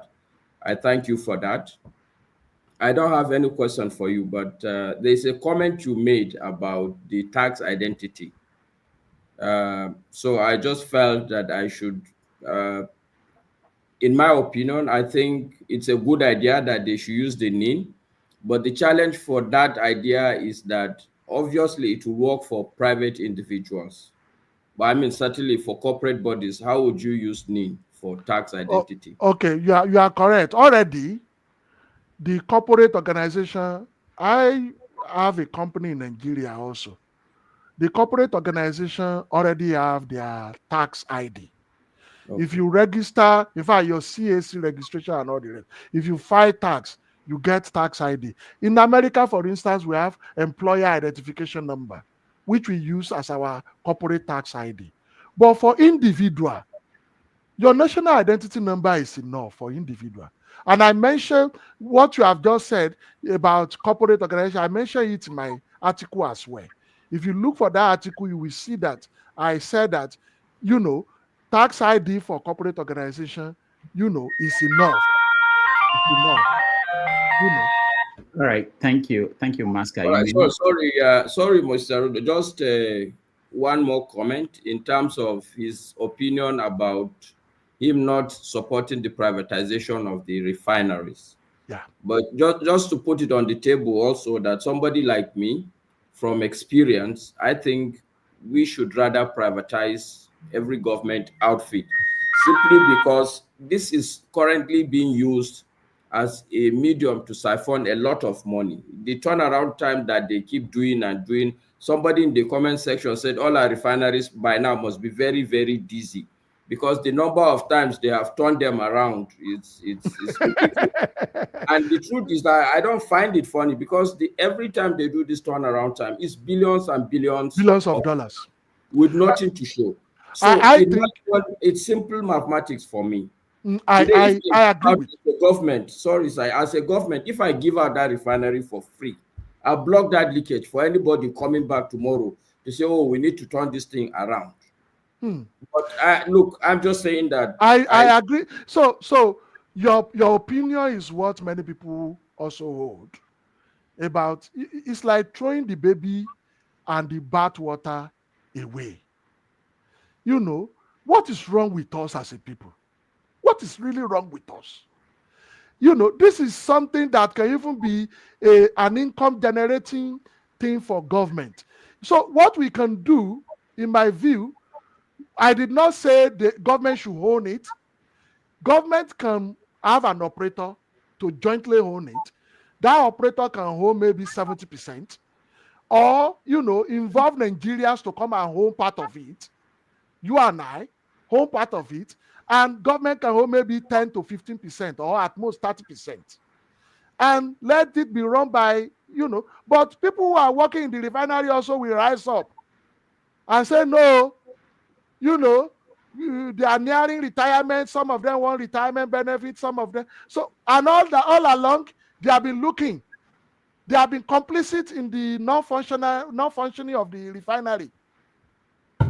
All right, thank you, sir. I'm grateful, sir. Thank you for your response. Thank you. And I think you should put together your stuff and send. I'm sure you have links back in Nigeria. Even if this government doesn't listen to you, government is a continuum. Somebody will probably listen at some point. Thank you. Thank you. All right, thank you, Master. Before we go to Master, let me, there's a question on the comment section, and it says, which Tinubu policies will stand the test of time, in your view? What do you think? Do I really know which of his policy will stand the test of time? That's a good question, to be honest. Well, he did sign the Electricity Act into law, even though that started with Buhari. But unfortunately, the state governors, I'm not sure if all of them are utilizing the opportunity of the Electricity Act. Then he has also expanded the regional commission. You know, we used to have Niger Delta Commission. Later, we have Northeast Development Commission. Now he has a Northwest Development Commission, Southwest and Northeast, Southeast. All of them now, which, when you look at, makes sense, because that is a way of us thinking in the direction of going back to the regional level, because all these 36 handicaps we have as states that cannot feed for themselves, really, you know, are not sustainable. So I like the idea of regional development commission if they are ready to do something really genuine, something innovative. You know, even though that will also mean that a lot of resources will be given to them, the resources that are not enough, and we are duplicating government all around the places, you know. So I would have preferred we have regional system, if we want to have regional system, or the governors at their region collaborating to do bigger projects that will impact the life of the people in their region, you know. So to answer that question, well, the idea of regional development can be useful. It's a good policy. It's a good idea. if the tax is handled properly, such that people do not earn more than maybe 5 million naira a year, they can only declare their income, they will not pay tax. If that is handled properly and everybody sees tax as a civic duty or declaring their income as a civic duty, I think that will stand the test of time, especially if people are now demanding for how the money is being spent. I think that will also stand the test of that, but they need to do their homework properly in that area. What else? I think we can continue on it, but I will allow people to ask. I will allow us to go further on that. So, All right. Thank you so much. Let's go to Mazi Apara. Yeah, good evening from here, Dr. Salako and Dr. Rudolph. I don't have much to say, but Dr. Salako, you spoke intensively on energy. I believe that President Tinubu made a horrible mistake from removing the subsidy on energy, mostly on petrol, because here where I live in Germany, if you remove subsidy on energy, Germany will collapse the next day. There is no way you can remove subsidy on energy, being it electricity, being it gas, being it petroleum. You cannot. I've been here for 35 years.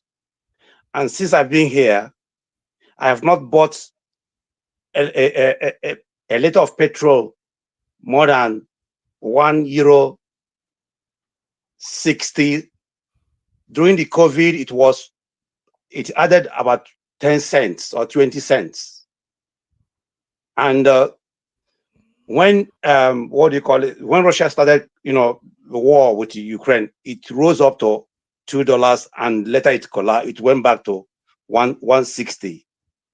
So Tinubu coming from the day one saying that the subsidy is gone, that was a terrible mistake. it is. And I believe that unless that policy is taken back, Nigeria will never see any progress, be it in manufacturing, be it in any sector. It will be impossible for Nigeria to go forward as long as this policy on energy is there. There is no way you can remove subsidy on energy. Even here where I live, there is subsidy on everything, including milk you drink. Because that's why sometimes you see European farmers demonstrating, because sometimes the subsidy is so much on milk that milk is almost 50 cents for a liter. So for these people, that I don't know, I don't want to say that they don't know what they're doing, but I think most of them, they have no idea how to govern a country like Nigeria. So few days after he resumed office, he came here. He was boasting how he developed Lagos. And a colleague of mine, who is a German who lived in Nigeria for many years, was asking me, which Lagos is this man talking about? The Lagos that has no potable water, has no road, has no sewage system, has nothing. Is it the Lagos this man is boasting that he built Lagos to a standard? Anyway, I don't have much question, but what I'm trying to say that, please, Dr. Salako, you are an opinion molder, and I think you can speak what they can understand. Dr. Rudolph too. Tell these people to take back this subsidy. Nowhere even in America, everywhere in Europe here, everything has a subsidy on. As long as Nigeria are so poor to buy everything without subsidy. Thank you from here.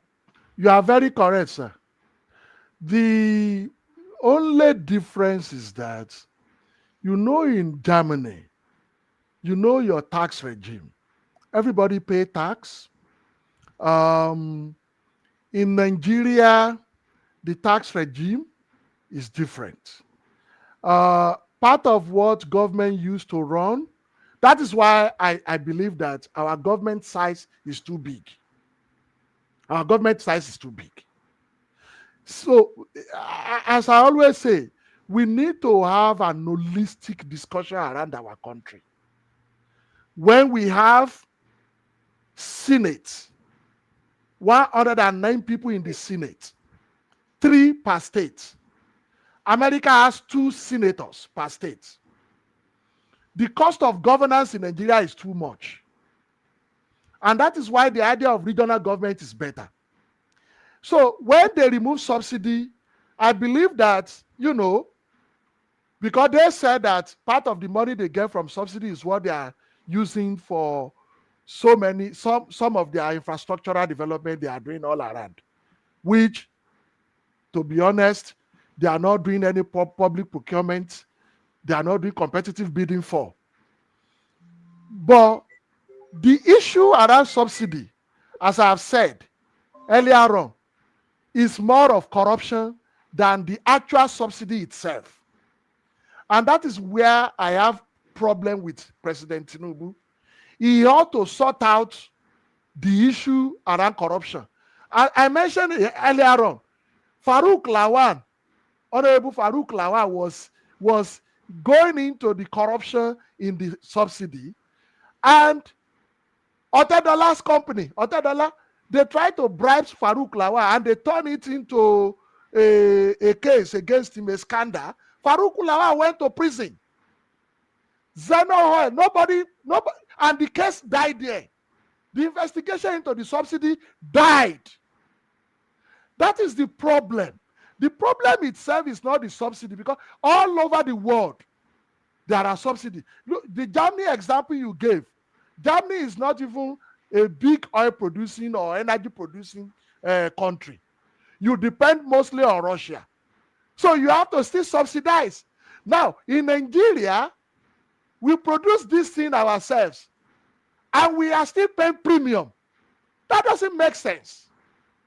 So the problem is the corruption in the subsidy, whereby some importer will not make any imports and they will collect subsidy. And that was what Madam Ngozi Okonjo-Iweala was doing during Jonathan's regime. Okay? So, but President Tinubu came in and he threw away the bathwater with the baby. And that is why Nigeria is in deep problem now in terms of purchasing power. Coupled with the fact that he floated the naira also. That's another second reform. So he did all these two together, and Nigeria is in deep problem. All right. Thank you, Doc. Let me play this video because you mentioned cost of governance, and I thought about something before we go to it.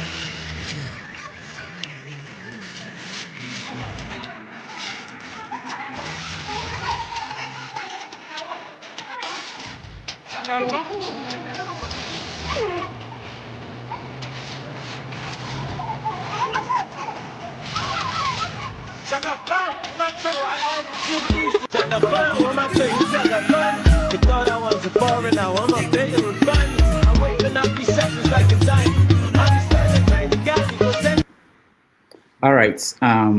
That's one man moving, one government official, the president. If you go to states, it's almost the same thing when a state governor is going somewhere.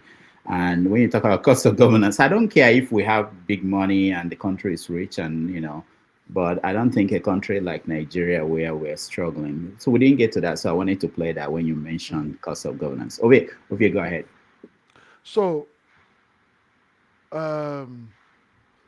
Mr. Okpebo want to talk? Yes, he's the one. He's the next in line. His real name is Ovie, but he wants to answer. 2028. I saw 2028 in his name. He's campaigning for him to win in 2028.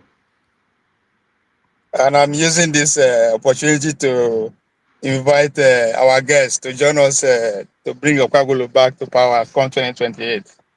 Where is that? Edo State. Okay. Anyway, good afternoon and thank you for your time. My question will center around generation or class. One would argue that from since the 70s, the generation who are in power now, or the class who are in power now, the Obasanjos, the Buharis, even up to Tinubu, have been in power for that long. And arguably, if one look back 100 years from now, we say that they're giving us three things. The Doctor, presidential system of good government. night from here. Good night, please. Good night. All right, good night. All right, sir. Mazi. Yes, they gave us the presidential system of governance, they gave us the constitution, and they gave us the political system we have now. So, I mean, one can argue how if that make the country better or not, but that is their contribution to what we have at this point.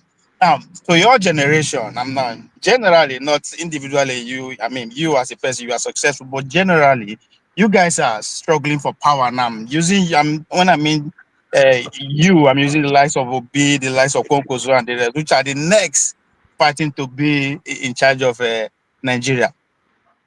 Do you guys have any visions at all, or what is the plan if eventually you guys took over power? I am not a politician. That's why I I'm say your generation, not you in particular. okay. Well, you know, I don't have authority to talk on behalf of my generation. But That's you're the opinion molder, so I mean, where the truth of the matter is that even in my generation, we have different opinions. Nigeria is a huge country, so there are a lot of tendencies, lot of opinions, lot of interests. What I can say is that for me, I believe for Nigeria to be successful, to move forward quickly, but a lot of countries are leaving us behind in terms of development, in terms of industrialization. Many countries that we got independence together, many of them are better than us today because of several things we have encountered. We encountered first coup, we encountered counter coup, we encountered civil war, long military rule, prolonged military rule, then a short interregnum of the civilian, and then military took over again until 1999 that we now started civil rule, which some people call it civil rule, some people call it democratic rule, whatever you decide to call it, and that has been sustained for at least 26 years now. So even with all the inadequacies, we are still able to talk freely to certain level, except now that Sowore called the president criminal and they are suing Sowore to court, But by and large, we still have freedom more than the time we have military. Things are getting better. So all this discussion we are having, I believe a lot of people in government and in the opposition are listening. Some of them we see saw one or two things that may be beneficial. It's part of the process. So I would not say a generational, there is no way you can say what is one generation want to do. But one thing that really that really concerns me a lot is the fact that our governance is too expensive for a country that want to develop. We really have to find a way to streamline our governance. Today, 36 state governors and 774 local governments, they share 48% of the money. Only one federal government that has been perennially inefficient, perennial failure in electricity, in all sorts of human development indices, they take 52%. All the others share 48%. Now, that 48% share to local government and the state, states do not let the local government get their own. They pocket it at the state level. So when you also interrogate it, many of these state governments, they pay salary. And after paying salary, they have little more to spend on development and to share among themselves, among the functionary. The other time, my governor, about 2 years ago or 3 years ago, he bought vehicles for many political godfathers, you know. So all of these things, we have to really look into it appropriately. What kind of country do we want to have? I prefer the 1963 arrangement, regional, 6 regions, 6 regional government. I prefer parliamentary system. But the problem is, how do we get there?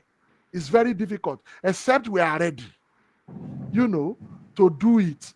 Except the people rise up themselves that, no, we want parliamentary government and regional government. We don't want state again. Let's have minimum of 6 regional government. Let's reduce the cost of governance so that we can have enough money to take care of developmental projects. You know, that's all I can say about that. All right. Thank you so much. We're going to take a quick break. When we come back, we round up and we finish up with some questions for you. One of the questions you mentioned Tunde Bakare, and there's something that it triggered in my mind. We may have opportunity to talk a little bit about religion and Christianity and the impact of those pastors in how we are the way we are. So when we come back, we get to that. And you guys may have opportunity to ask extra questions if there are no new people who joined us. So let's take a break. We'll be right back.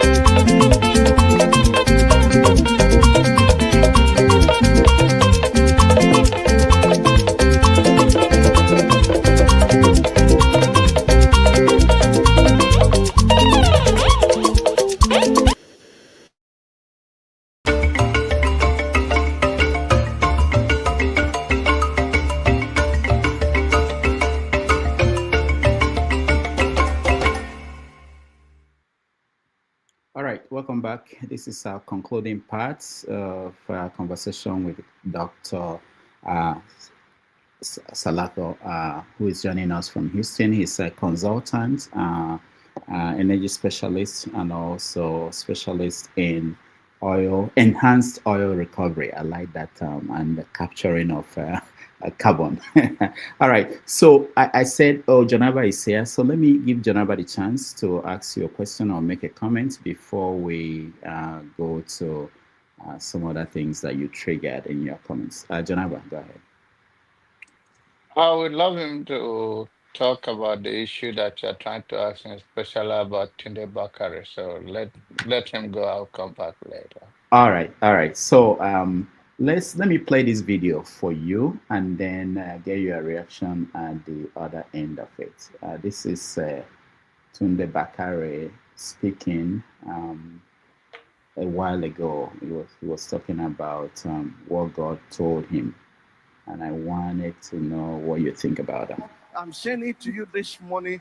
In the scheme of things, as far as politics of Nigeria is concerned, President Muhammadu Buhari is number 15, and yours sincerely, I'm number 16.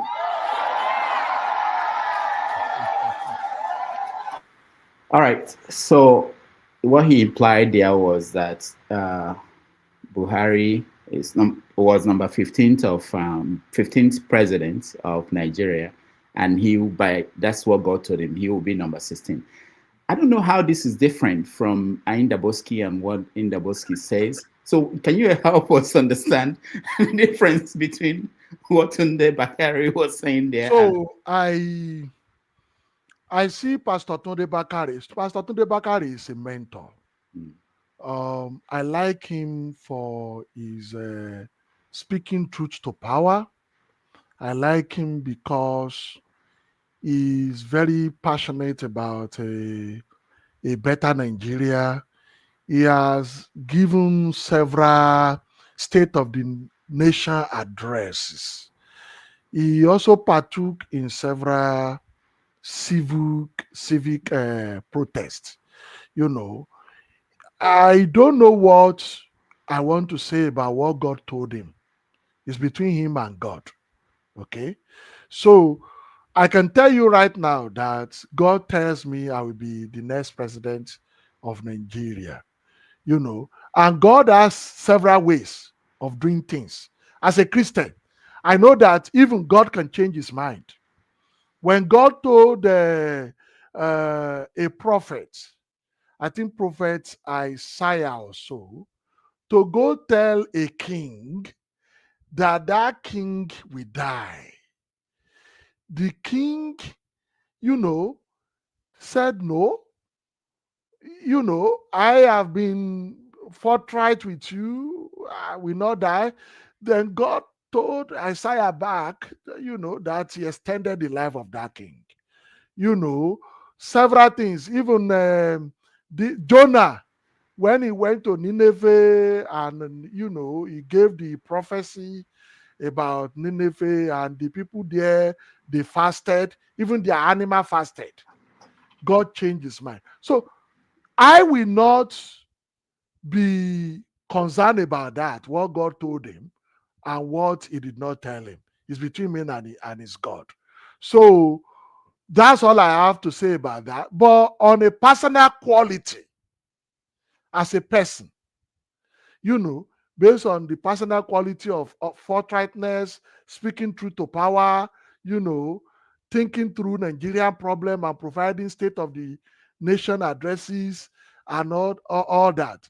That is why I decided to align with him, you know, when he was running, when he said he wanted to become president. Right. Thank you so much. Not to pick on this issue, why it's important sometimes for us to actually know what we're hearing from these people is because people believe them. A lot of people believe them. Not in this case. In many cases, they tell them what to do and they follow that, and it has impact on our society. You just said that the animals fasted. I don't know the story, but how did they know that the animals were fasting? Because it's in the scripture. They didn't give their animal food. That's what you should say, not that the animals fasted. It shocked me when you said that. I'm like, am I? Give the animal food. Nobody hurts. Because God said he will destroy Nineveh. They said no. They prayed and fasted, and to the extent that they didn't even give their animal food. So, and God listened to them and turned their situation around. So God has changed his mind several times. I'm not saying maybe, I'm just telling you what I understand about God saying something and our action changing it. Maybe because when you listen to Pastor Bakari in that when on the night of APC primaries, he said, all of you, most of you are supposed to be in jail. Do you remember that? That he mentioned that in that primary, that all of you who are collecting money, who are stepping down, all of you are stepping down, who are doing all of you who are supposed to be in jail. I am not stepping down for anybody, I'm stepping up. If you remember, he said that. So a lot of things can change things. The system that we use, many people in our country who have very good opportunity of a better future. Also, because of the system, their future, what God has ordained for them is not materializing. When we are talking spiritually now, we are talking religiously now. So a lot of things that God has in stock for us, our environment can even change it. So, we started this conversation with Gaza, what's going on in Gaza, and the reason why people, especially Africans, Nigerians, were leaning towards Israel. There are people in Israel today who are looking at what's going on in Gaza, and they are saying that Netanyahu is doing what God wants, because in the Old Testament, they were kings, they were prophets, people who did exactly what Netanyahu is doing, which is going there, wipe out people because God wants. So how do we justify what Netanyahu is doing? Because God, if he says that God told him, and maybe he didn't hear God say change. Netanyahu did not say God told him what. No. People are saying, there are Israelis, people who are saying that he's doing what God. Even Netanyahu didn't say that. No, but in America here, in America here, Trump said, and people who support Trump, they said things like, you mentioned it too, that when you fight for Israel, God will bless you. Yeah. So no. We should seek the peace of Israel. That's what the Bible says. We should speak. Yeah, but they say that to get peace, you have to destroy enemies. Yeah, well, seeking the peace of Israel also involves ensuring that the fight ends, because Israel itself is not in peace now. To be honest, their fighting does not give them peace. Also, so seeking the peace also involves ensuring that the fight between Israel and Palestine ends. Do you think that Trump is doing that by supplying arms to Israel, going to the United Nations? He's blocking the Palestinians from coming to America. he's blocking all the, vetoing the votes at the United Nations. Is that helping Israel to seek peace? So I think that is American international diplomacy or international interest, foreign affairs interest. They said they have Israel is one of the American ally. So a country every country has an ally, and they have allies. Let me say allies. So and they find a way of protecting their interests. Maybe it is in the interest of the United States, to support Israel. You cannot determine what a country decide to do. I know, Doc. I know. The only issue I have is that someone like your Senator Ted Cruz is going to the Bible to justify what they are doing, which is wrong. All People have told it to. I mean, the person who interviewed him is also a Christian. He's a right winger too. I've forgotten his name now. Tucker Carlson. Tucker Carlson is also a Christian, a right wing Christian. And he doesn't like the way Ted Cruz put it. All of us know. In fact, Ted Cruz does not even know where it is in the Bible, what he said. But I know that we are asked to seek the peace of Israel. That one is in the Bible, you know. Right. But seeking the peace of interest of Israel also involves making sure that the two sides involved can settle amicably. But the problem in the Middle East goes far beyond what we, maybe it's probably go far into the Abrahamic, period. These are the same, cousins or brothers fighting themselves over a small land that is not even up to some states in Nigeria, for instance. It's so terrible. All right. Let's give chance to people who are here to weigh in before we round up. Jonaba is a pastor based out of Texas. Yeah, Texas. So Jonaba, welcome to the show. Thank you already once again. Thank you, Dr. Salako. Yes. It's nice to see you. Watch the listing from the very beginning, and I don't want to dabble into religions with you. I think you handle it well. So we will see when Jesus comes. Yes. Okay, so let's leave religion. And your deep knowledge, I'm just trying to say that you are one of the kind that we can say Nigerian can become anything, anywhere, apart from the religious prophecy of Tunde Bakare and your mentor. So, so you are so proud of your deep knowledge on your field. But one thing I want to ask, when Dr. Rudy asks you or comment on so recalling the president a criminal, and you say in your own opinion the governor are more criminal than the president. How do you now say that the president, in your own opinion, have a duty to hold the governor accountable, or how do we try to fix this, especially when under this presidency it has been ordered that the local government should be receiving their own money directly to the local government account, but the governors block it. So in between all of those things, what do you think would be your own suggestion how to reduce this so that the government can be reduced, the size of the government and imposing that the thing can reach ordinary people, the governance? So we have a very big problem in Nigeria in that area. We practice federalism. Our federalism is kind of a unique one. When we copy things, we copy it poorly. American federalism, every state in America has their own constitution. You have county, you have city. They are under states. They are mostly creation of states. And, of course, since every state have their constitution, there are slight differences between one state and another. The way they even do their fiscal system is different from our own.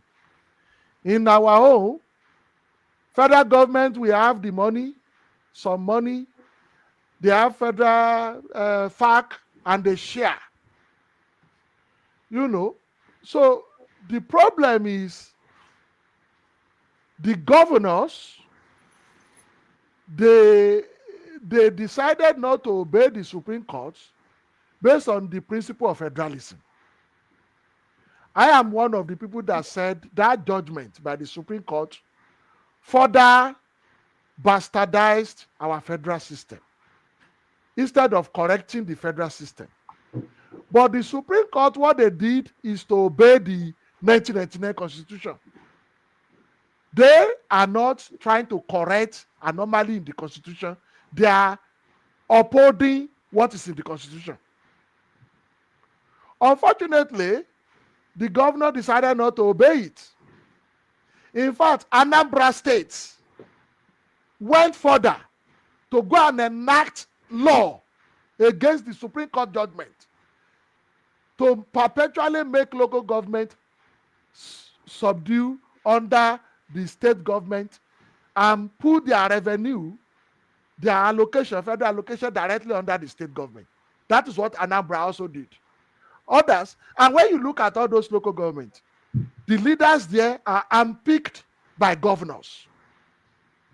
Some governors, even when they are leaving after second term, they will now conduct kangaroo elections to put their own people there and set a trap for the incoming governor. That is what is happening in Osun State. When Oyetola was leaving, he conducted an election. All his people won everywhere in Osun. You know, Debola came in, sacked all of them, you know, and there are so many chaos, a lot of cases in court. So, you know, as a people, we really have to think through. Do we really want to have a society that functions? Do we want to obey law? What do we really want? So the president cannot do anything because he's also looking for second term. And he needs the support of these governors. Okay? Apart from that, there is no law the president can use to make the governors to obey the Supreme Court ruling. It is the citizen that have to rise up and say enough is enough. Because these people are just 36 of them. They're just 36 of them. So, and if we want to have a better system, it has to come from the citizen if the leaders are not doing anything. That's what I have to say about that. I hope that answers your questions. Yes. And you can't say yes for me now. Rudy. Of course. I was looking for trouble. I knew. We are not many here, but I like Chim. But what you're trying to say is that they are not just 36. There are 36 people with the police and the army on their side. So they are not just 36. Thank you. Okay. All right. Thank you, Janaba. Let's go to Chim. Chim, you're next. Good day, Rudolph, and pleased to make your acquaintance, Dr. Olarinre Salako. Yes, sir. Yes, sir. So I just want to talk about subsidy. Somehow, the current government and preceding governments in Nigeria have successfully made the concept of subsidy look like it's one horrible thing. You know, even the average Nigerian shouts, remove subsidy, without even understanding what they're saying. The other thing I want to say is, before I come to exactly what my question is in all of that debate, the concept of subsidy has just been, pegged to petroleum and petroleum services only. People forget that the word subsidy simply means that the government is helping reduce or cushioning the cost of something in whatever sector they choose to do that. It can be subsidy in health, which makes it easy for you to go to the hospital and receive free medical care. It can be subsidy in the petroleum, which Nigerians at some point really did enjoy because we had it. Saudi Arabia has enjoyed subsidy for however long and all that. And all they are still enjoying it. And all the other OPEC countries you've mentioned earlier. So my question is this, please, just help me, please, because you seem to know quite a bit, despite being in diaspora. Is there any subsidy Nigerians are enjoying? Is there any subsidy Nigerians enjoy? Yes, right now. Currently? Oh, of course. The electricity band B, C, D, E are subsidized.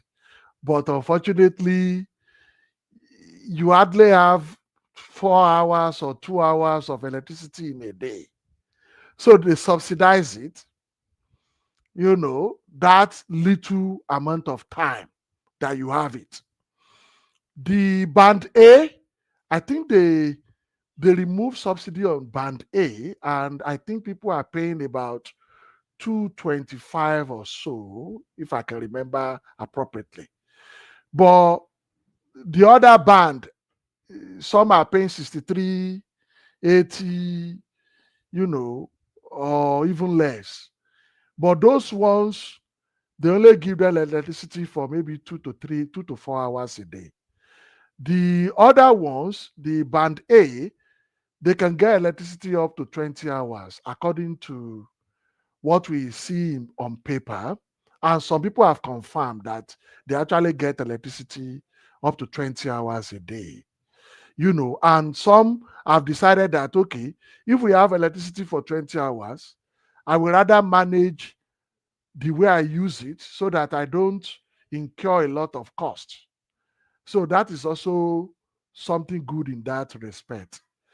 There are, I think even by and large, sometimes they subsidize other things too. But the problem we have is that some people who supply some of these things, like the electricity, for instance, we have installed capacity of 15,000 megawatts. We only see about 4,000 to 5,000 megawatts supplied into people, distributed to people.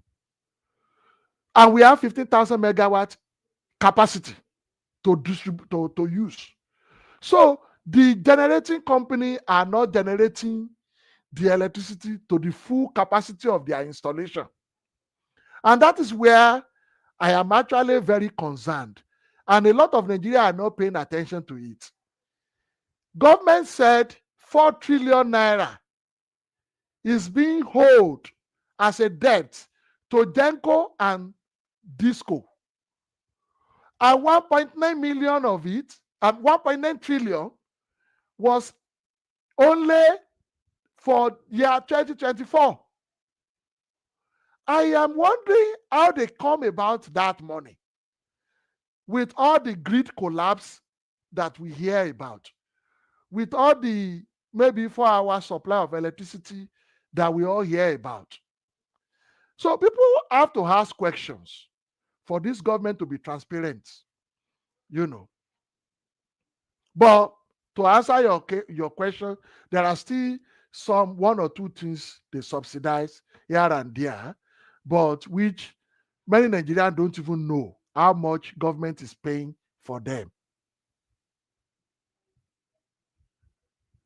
Thank you so much, Jim. Let's go to, I promised Maska that I'll give him a second chance. Maska, go ahead.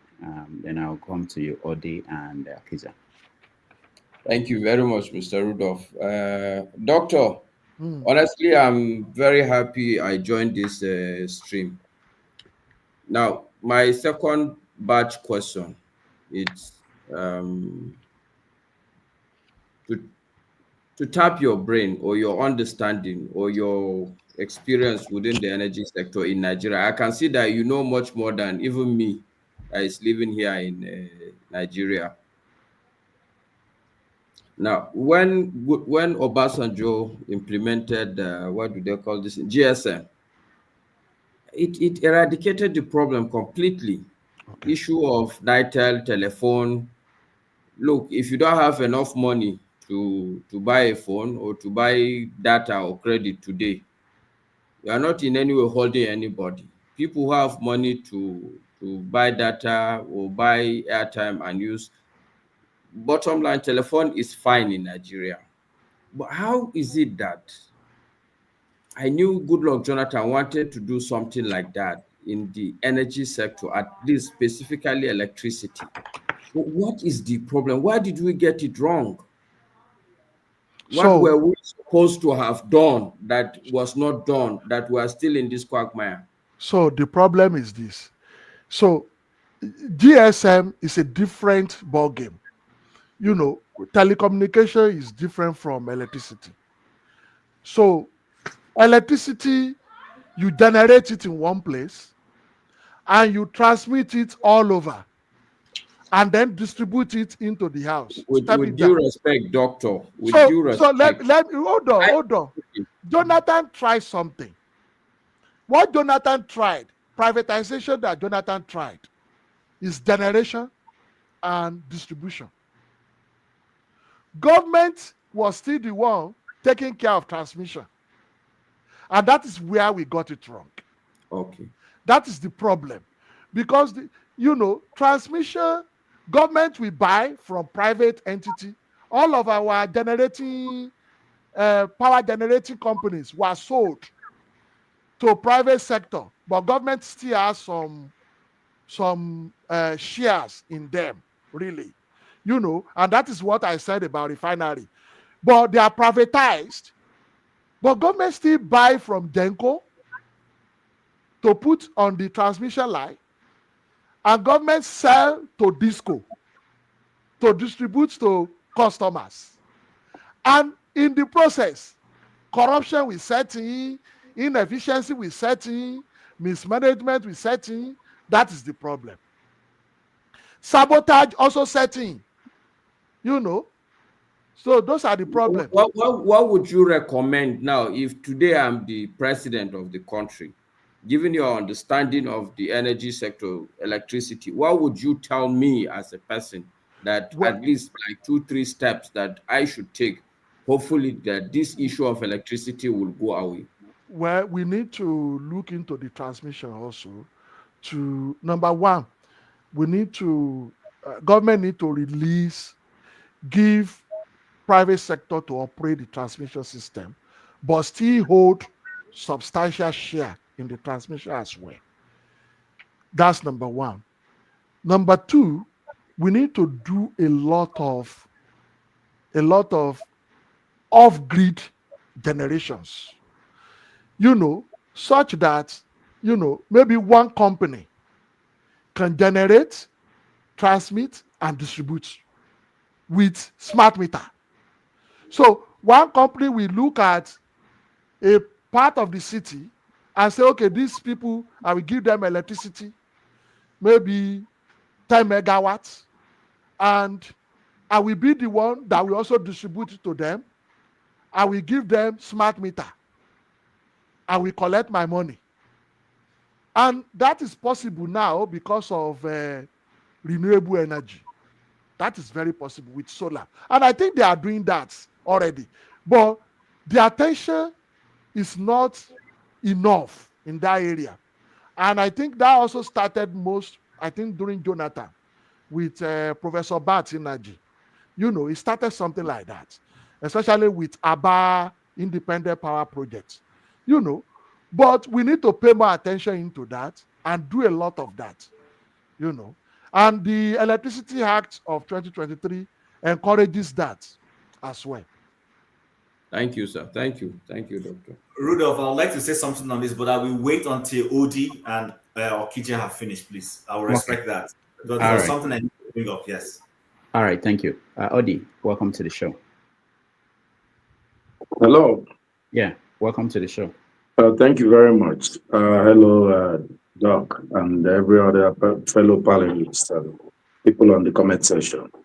Well, I think I've been listening for a little bit of time, and I think you do have deep knowledge about Nigeria. But I don't know, as I continue to listen, I just felt there was kind of a whitewashing of the government, and that kind of rubbed me off the wrong way.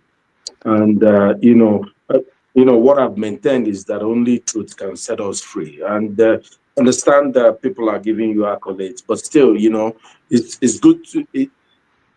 It feels good to provide, solution on paper to problems, but I don't think that has. Many people have very good ideas, like you, Doc. I'm sure you know that, and they put it out every day. But we are not moving anywhere because sometimes. I tell you, there was a few questions that were thrown your way, and I felt that, the way you kind of answered them was more of kind of just let them off the hook, I'll tell you, one of the questions that was, thrown your way was about Tunde Bakare. And then you brought up one Bible passage to kind of let him off the hook. The truth is that we have to say truth to power. He goofed, everybody has whatever they believe. The man was very emphatic in many things he said. And Dr. Rudolph kind of just tried to bring one of our famous comedians, what's his name?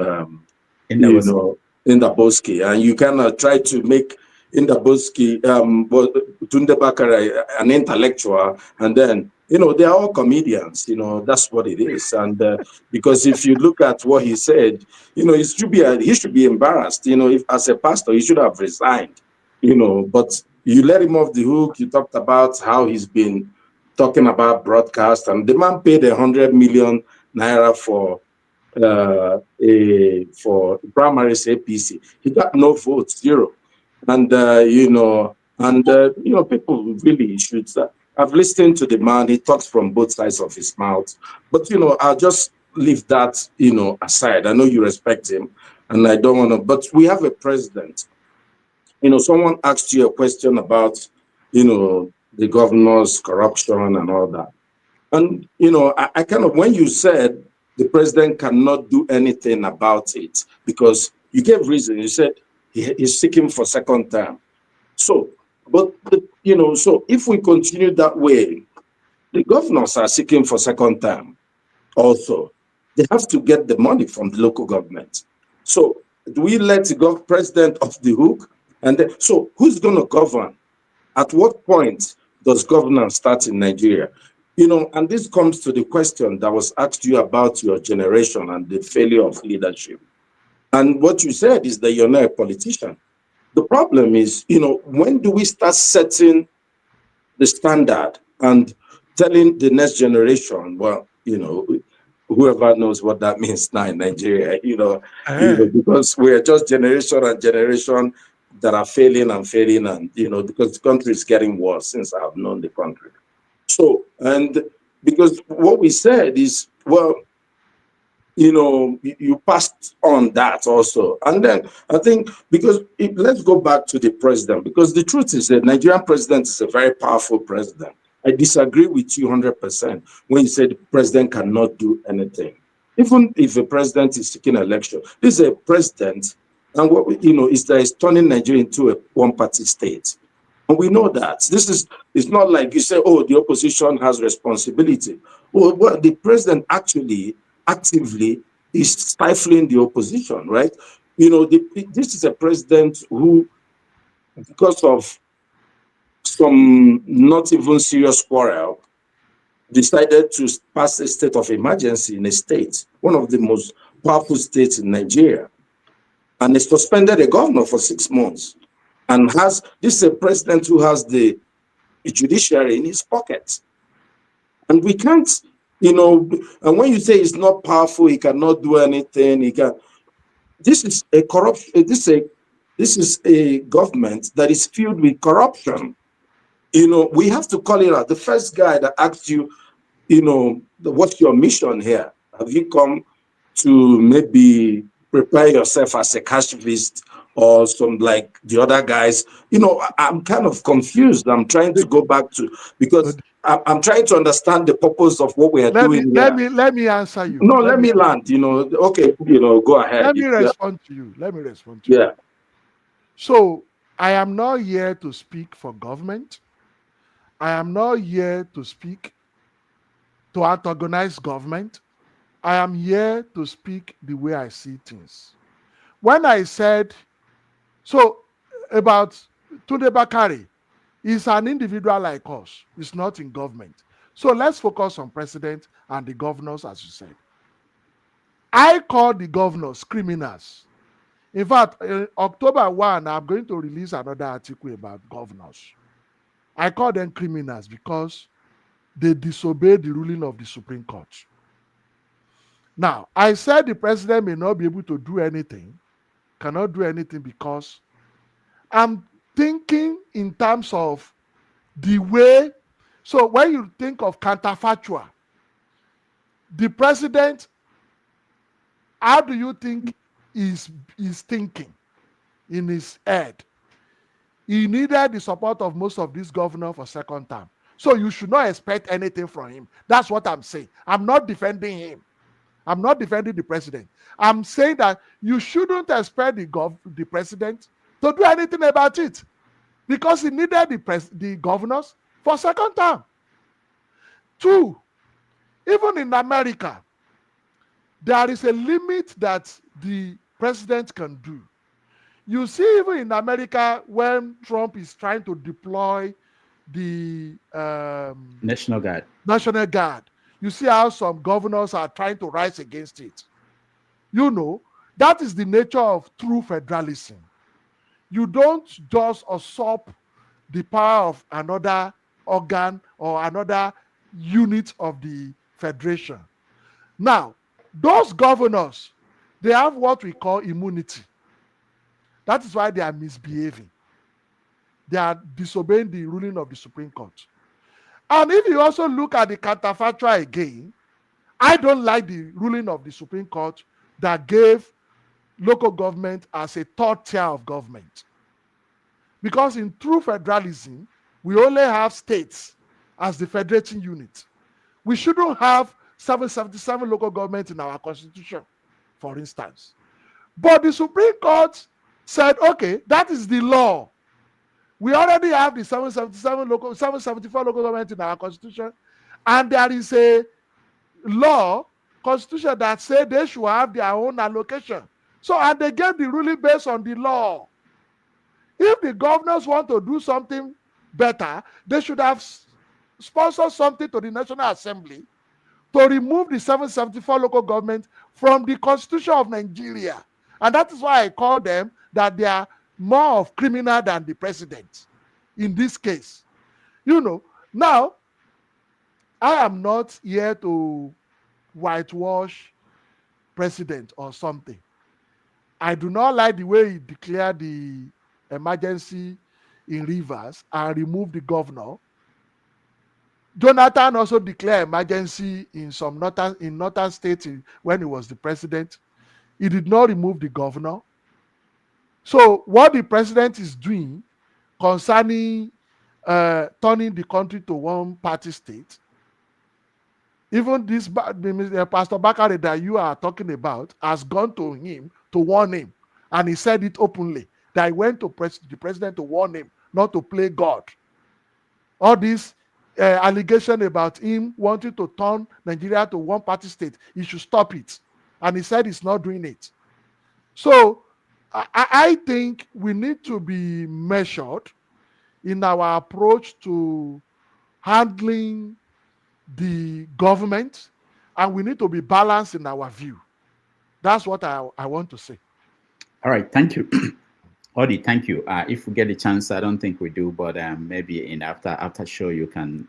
Well, he cut me off. I didn't finish my questions, but it's true. Everybody gets time, because the truth is, like, I feel like everybody has been singing his name. Like, I'm kind of trying to push back, and I think when people try to push back, usually give them the opportunity, because it becomes more interactive. Let's hear you more. I was here before Odi, but I just let it pass. Okay, Odi, hold on. Okay, we have like 4 more minutes. If we can get Okija in and get him, Odi, you may be the final person. All right, Okija, go ahead. Yeah, just like Odi, I wanted to talk about Pastor Bakare. Don't you, Dr. Salako, welcome to the show, Professor Okonkwo, thank you for hosting. Don't you think that, tradition and religion, that these, they are our problems, you look at, this man in the church, like the, purveyor, like hope sellers like Bakare, telling people, that God told him. And 2 years after, after that, some people like you still believe in him, and some people are still going to that church. And you have to find a way to rationalize what he said. And for you, the argument is that Hezekiah in the Bible, that a prophet went to him and told him that he should get his house ready, that he would not survive the sickness, and that God, then we prayed. God gave you 15 years. And you are basing this on that book written. I mean, something somebody said, and somebody said, and over the years, over maybe about 300 people before it was written, as a story. And then you believe it, and you are telling me, and the God, remember, God is omniscient, omnipresent, omnipotent. He has all power. So when Hezekiah was sick, God knew Hezekiah was sick. God knew already that Isaiah was going to go to that. He was going to send Isaiah to Hezekiah. And God knew also that Hezekiah will answer. And God knew also that he will make, God that will change his mind. I mean, are you talking about? Is it that this man called God is playing some, Russian roulette with people? Because he knew all these things, going to happen. So why not, just, decide, okay, let me give him 15 years without involving Isaiah, without even today say that that today Okija will be talking about it. I mean, what sense does it make? We are talking about it today. For over some, God knew that he could have done if he has. I mean, this is where you are basing your belief that this is that we should respect Professor. Dr. What's his name, Bakari, because it's happening as a guy. God, bro, this is our problem. This, we should, stop telling Nigerians to stop listening to people. These men, you go to China now, people are just, doing, trying to invent things. Look at Spain, look at, France, look at all these, Catholic nations. See how, where they are. See America, Protestant, liberal. See, Germany, see the England, liberal. You see, because this Christian religious mentality, it brings people down. Look at China. Look at Japan. Look at Korea. We are just our kids. We are learning Bible, how to I did it. I was raised in Anglican church. Cramming Bible. So sometimes I look at it. I'm like, why did I do all these things? Cramming the Bible, where children in Russia, in China, they are learning to build things.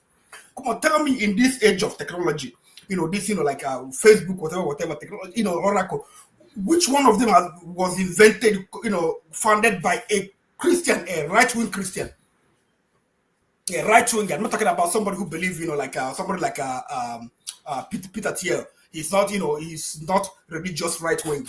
He's just, right-wing, some, conservative. So tell me, we should just start telling people, stop going to church, stop listening to these people. Spend that time to, think, come up with something you can do for yourself. I don't know. So that's that's the only reason why I came here, to talk to you about it. Well, Mr. Okija, thank you. I appreciate your comment. Well, I made mention of Pastor Bakari in the passing. I never knew it to be a main topic, and the only thing I want to say about that is, and as I said before, whatever anybody say about God is between him and God. What we see, based on what Okija is saying now, physical thing we see is what we believe, isn't it? But the issue of faith goes beyond physical thing that we see. The issue of faith is personal, okay? And that is why I don't want to dwell too much on the issue of, it's not in government now. So if we are talking about Tinubu, let's talk about Tinubu. He's the president. And let's talk about 36 governors in our various states. So let's leave Bakari to whatever he said about him and God. Whether it did not come and it did not come to pass, let's leave him to his God. Okay? So our focus is on issues that bordered on Nigerians. That is the most important thing. That's what I have to say about that. All right, thank you so much. If we have time, I will actually weigh in on that too, because there's something. But let's go to Chim. I think Chim. Go ahead. Yeah, thank you for the opportunity again. So, what triggered me is the question Masker asked about what went wrong with the energy Electricity privatization. privatization. Thank you very much. Given the fact that the telecom one was a very successful thing, I've been part of the telecom industry, so I know a little bit of what was going on. Now, number one is this: we had a total breakdown of telecom services, and it was fully privatized. At least there was a measure of sincerity in what was done. Government admitted we're not going to hand over this thing to Nitel to do. We don't want Mobitel or whatever they called Nitels. We're just going to go and source fresh people, open a tender, let people bid for licenses, get it, come and build infrastructure and offer services, which shouldn't have been different when it comes to the energy sector. But you said it somehow. You just that you skipped it. You said there was, you used the word there was sabotage. That's the way I was going. That's the main reason why the energy sector in Nigeria failed. Please, let's call a spade a spade. Jonathan and Bat in Nigeria were doing well. The thing would have worked well. Nigeria would have been happier today. Until Dangote and a couple of, I don't have a problem with Dangote. He's a successful businessman. But when he dabbled into something he shouldn't be dabbling into, he created a problem for us as a society. These guys were not going to get licenses for whatever it is they were seeking. And they went to Jonathan as investors and private businessmen to complain. That is what led to Batin Naji stepping down from that road to say, I will not compromise. I'm not going to give this for licenses. We have a moribund sector and we need people with skills. We can't just be giving, because people started looking at the thing from a cash cow perspective. Oh, if this is what happened in telecom, and MTN is killing, let me go and start my own purpose vehicle and get licensed to do these things. And the man said, no, none of you has any expertise in this thing. Manitoba, if you remember, there was a company called Manitoba. Manitoba Hydro. Thank you. That is here in Canada. Was one of the people giving this thing. They pulled back when stuff started happening and withdrew. And then we went back to where we're coming from, which is what we're suffering today. So I think sometimes when we're doing some of this analysis and reviewing these things, let's just say when those big Nigerian businessmen started wanting to go and get licenses, seeing it the way they were seeing what MTN was doing, oh, MTN came from nowhere, today look at what they are doing. Let's too go and create our own vehicles and come and get these licenses. As soon as that started happening, our energy went backwards to even further than where that's one. Then two is this. We often forget that if the government had properly diversified our energy sourcing process, Nigeria won't be in the situation where for a long time, it was only Kainji that we were all depending on, collecting, oil from power from water, and a lot of politicians and people were playing ethnicity with some of these things. They didn't allow us to develop the gas properly or source other avenues of power generation. Today, Nigeria is suffering it, and as a result, people didn't maintain NEPA infrastructure and all those things. Like you said something here, there are many countries where in Canada here, a lot of the energy infrastructure is owned by government. It's not privatization, let's be honest. I live in Canada here.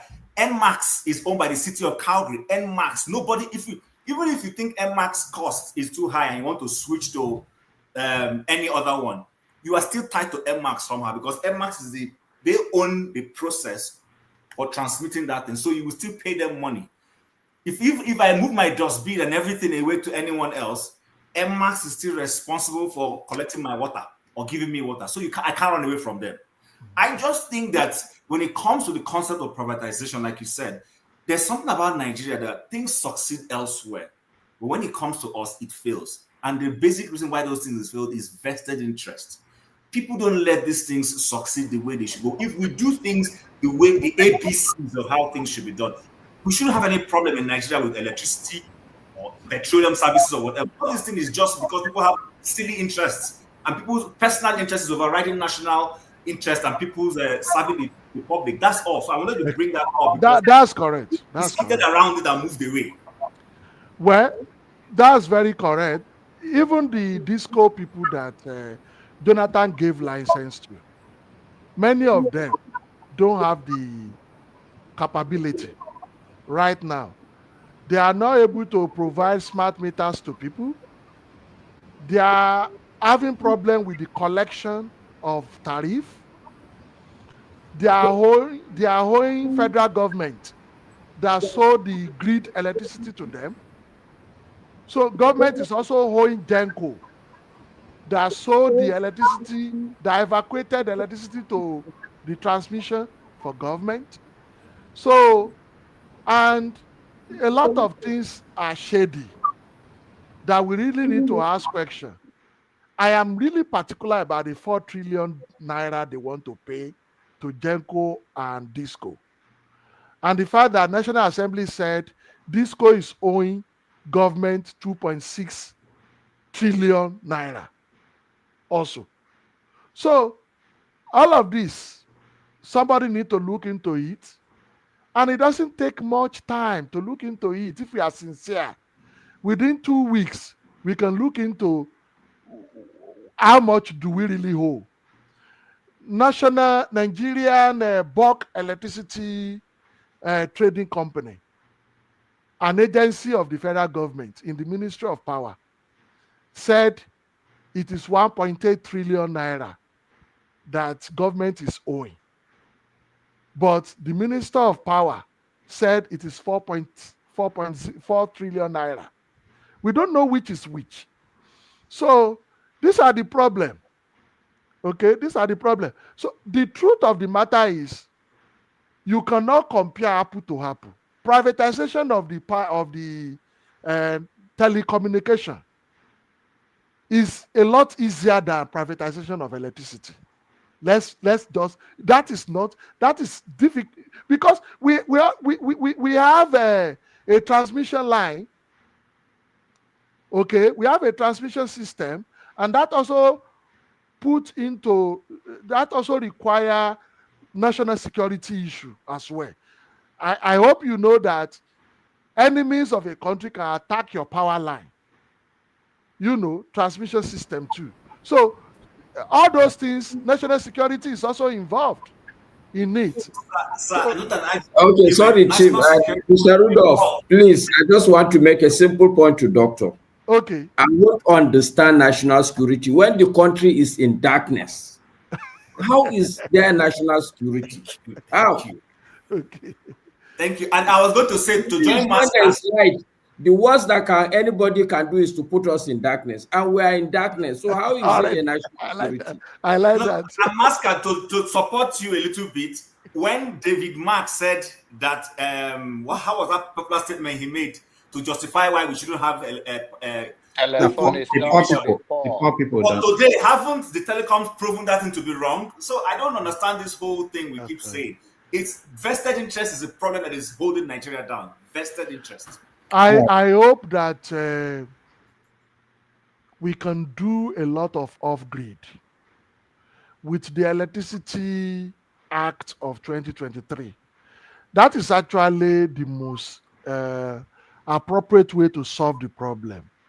And what I am advocating for is actually for federal government to redirect the savings from fuel subsidy into the electricity, provide low interest, long-term loan, maybe 2% interest for 30 years, provide it to people who are big farmers, people who want to do agro-processing, who want to do small-scale industry, have a lot of agro-island and industrial corridor, and they can build maybe 10 megawatts of electricity for their members in a location, and then, break even. We can reduce electricity tariff to maybe 100 naira to 150 naira or thereabout, possibly, if we do that.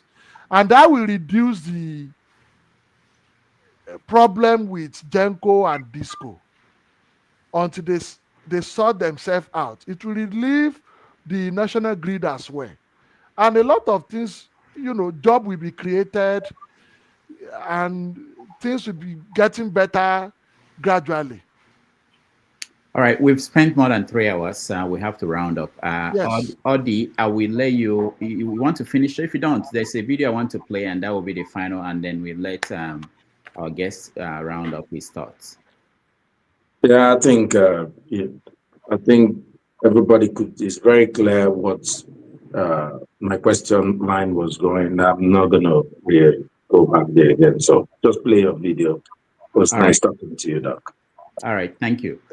Doc, I'll play this video and get you a comment, and that will be how we end the show. This gospel, this same gospel, transformed Europe and America so dramatically that ancient Asian civilizations, who of course were well advanced, they were far ahead of European civilization at the time. Ancient civilizations such as Japan were amazed at how formerly barbarian civilizations, such as the Europeans, could in a few short years have outstripped their own then more advanced civilizations. And they had to send some of their best minds to find out why. And we'll come back to that momentarily. Let's look at how the gospel transformed Europe and America, and later Asia, beginning with Japan. This pervasive influence of the gospel started with the Protestant Reformation in Europe, beginning in the 15th century. But it was the Puritans, and when I say the Puritans, I refer to a group of people who are described sometimes as the inheritors of the Reformation, whose teaching in Britain and later in Europe and then in America with the Pilgrim Fathers, inspired predominantly by the teachings of John Calvin, who was talking of the authority of Scripture, of disciplined Christian life, and the strong moral duty of the church in reforming society that was largely responsible for the transformation of the institutions of democracy as well as the institutions of the marketplace. So first, we must acknowledge that it was the message preached on the pulpits that transformed lives and then societies. The message preached on the pulpits in those countries, in those nations of the world, that first transformed the lives of those who were Christians then, and then their societies. As Scripture says in Romans 10 verse 17, so then faith comes by hearing, and hearing by the word of God. It is the preachers of the gospel that hold the key to the transformative experience of the gospel. If the gospel is preached correctly, it will create renewed, regenerated men and women. And what is preached can be so powerful. Whatever is preached, whether it is good or bad, can be so powerful that the Bible warns, take heed what you hear. Mark 4 verse 24. Because what you hear determines how you think and who you become. Scripture says, as a man thinketh, so he is. Proverbs 23 verse 7. What did the preachers of that era preach? What were they preaching? What were the principles that they preached? And I'll do a very quick list of the principles that they preached. They preached the principles of hard work and productivity as the basis of wealth. Hard work and productivity as the basis of wealth. Education, taking care of the poor and vulnerable. High moral values, including integrity, trustworthiness, respect for credit and obligation, etc. Let's look at some of those in a bit of detail. So on the principles,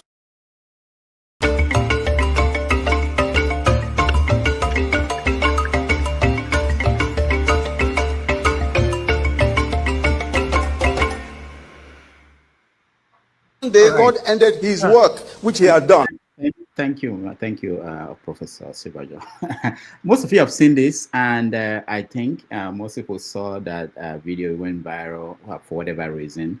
I want to get your view, Doctor, on what the former Vice President was talking about there. So the former Vice President is a pastor and a professor, and of course a politician as well. What he said was very germane and it's true. America and Europe have Christianity as their foundation of development. It's unfortunate Mr. Okija is no longer here, because most of what we see, in fact, the common law that we practice in Nigeria, which emanated from the UK, as a foundation in the scripture, in the Bible. Okay? So, and that is very correct. And he mentioned things that are very germane, that the only way to true wealth is work.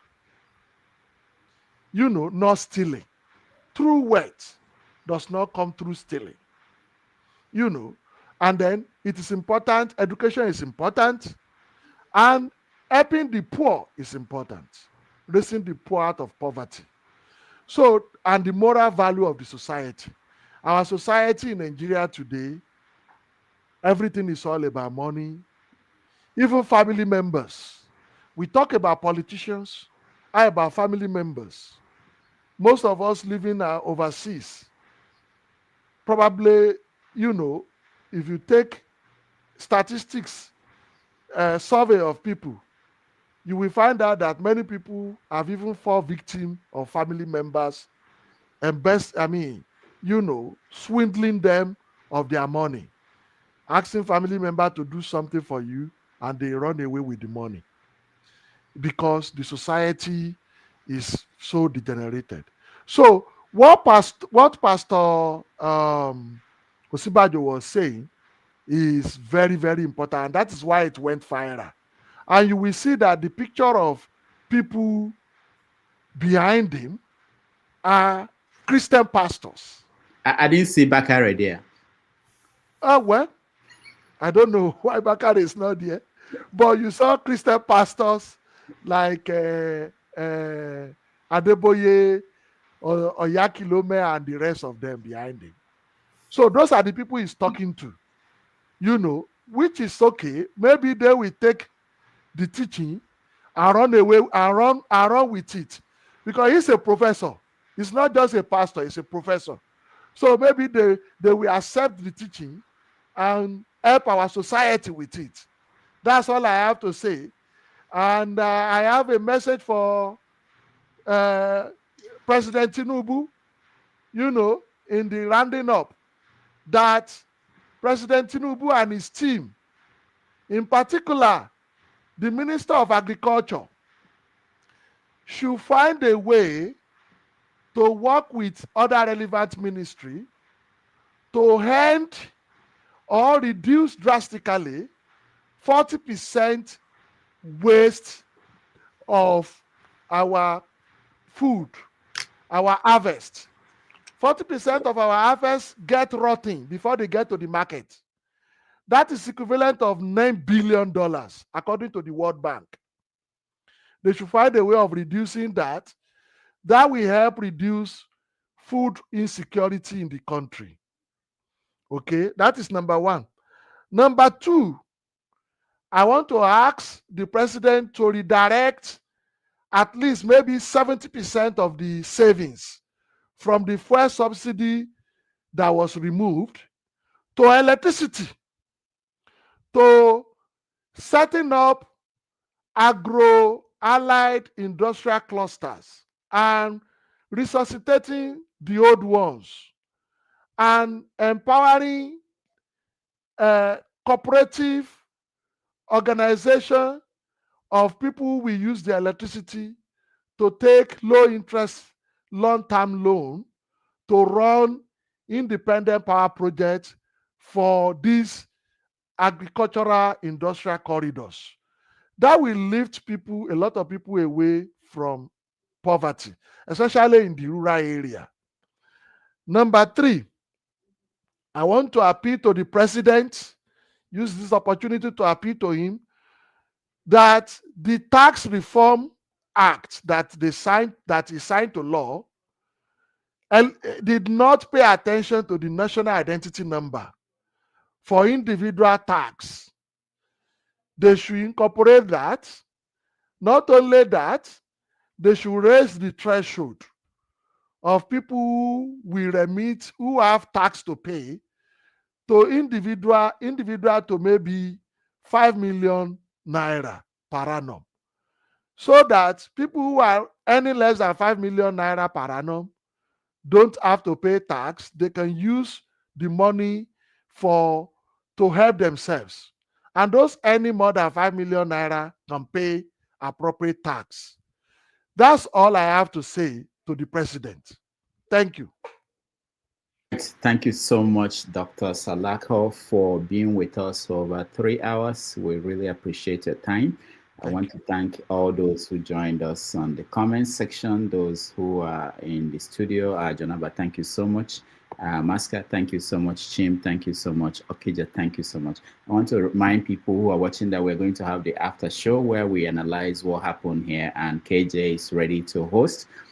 Those that supported us, Kulata, thank you so much. Oscar Blackstone, the Blackbone, thank you so much. Tima Jack, thank you so much. We appreciate all of you. You are the reason why we continue to do this show, because your support, we're able to take care of our bills.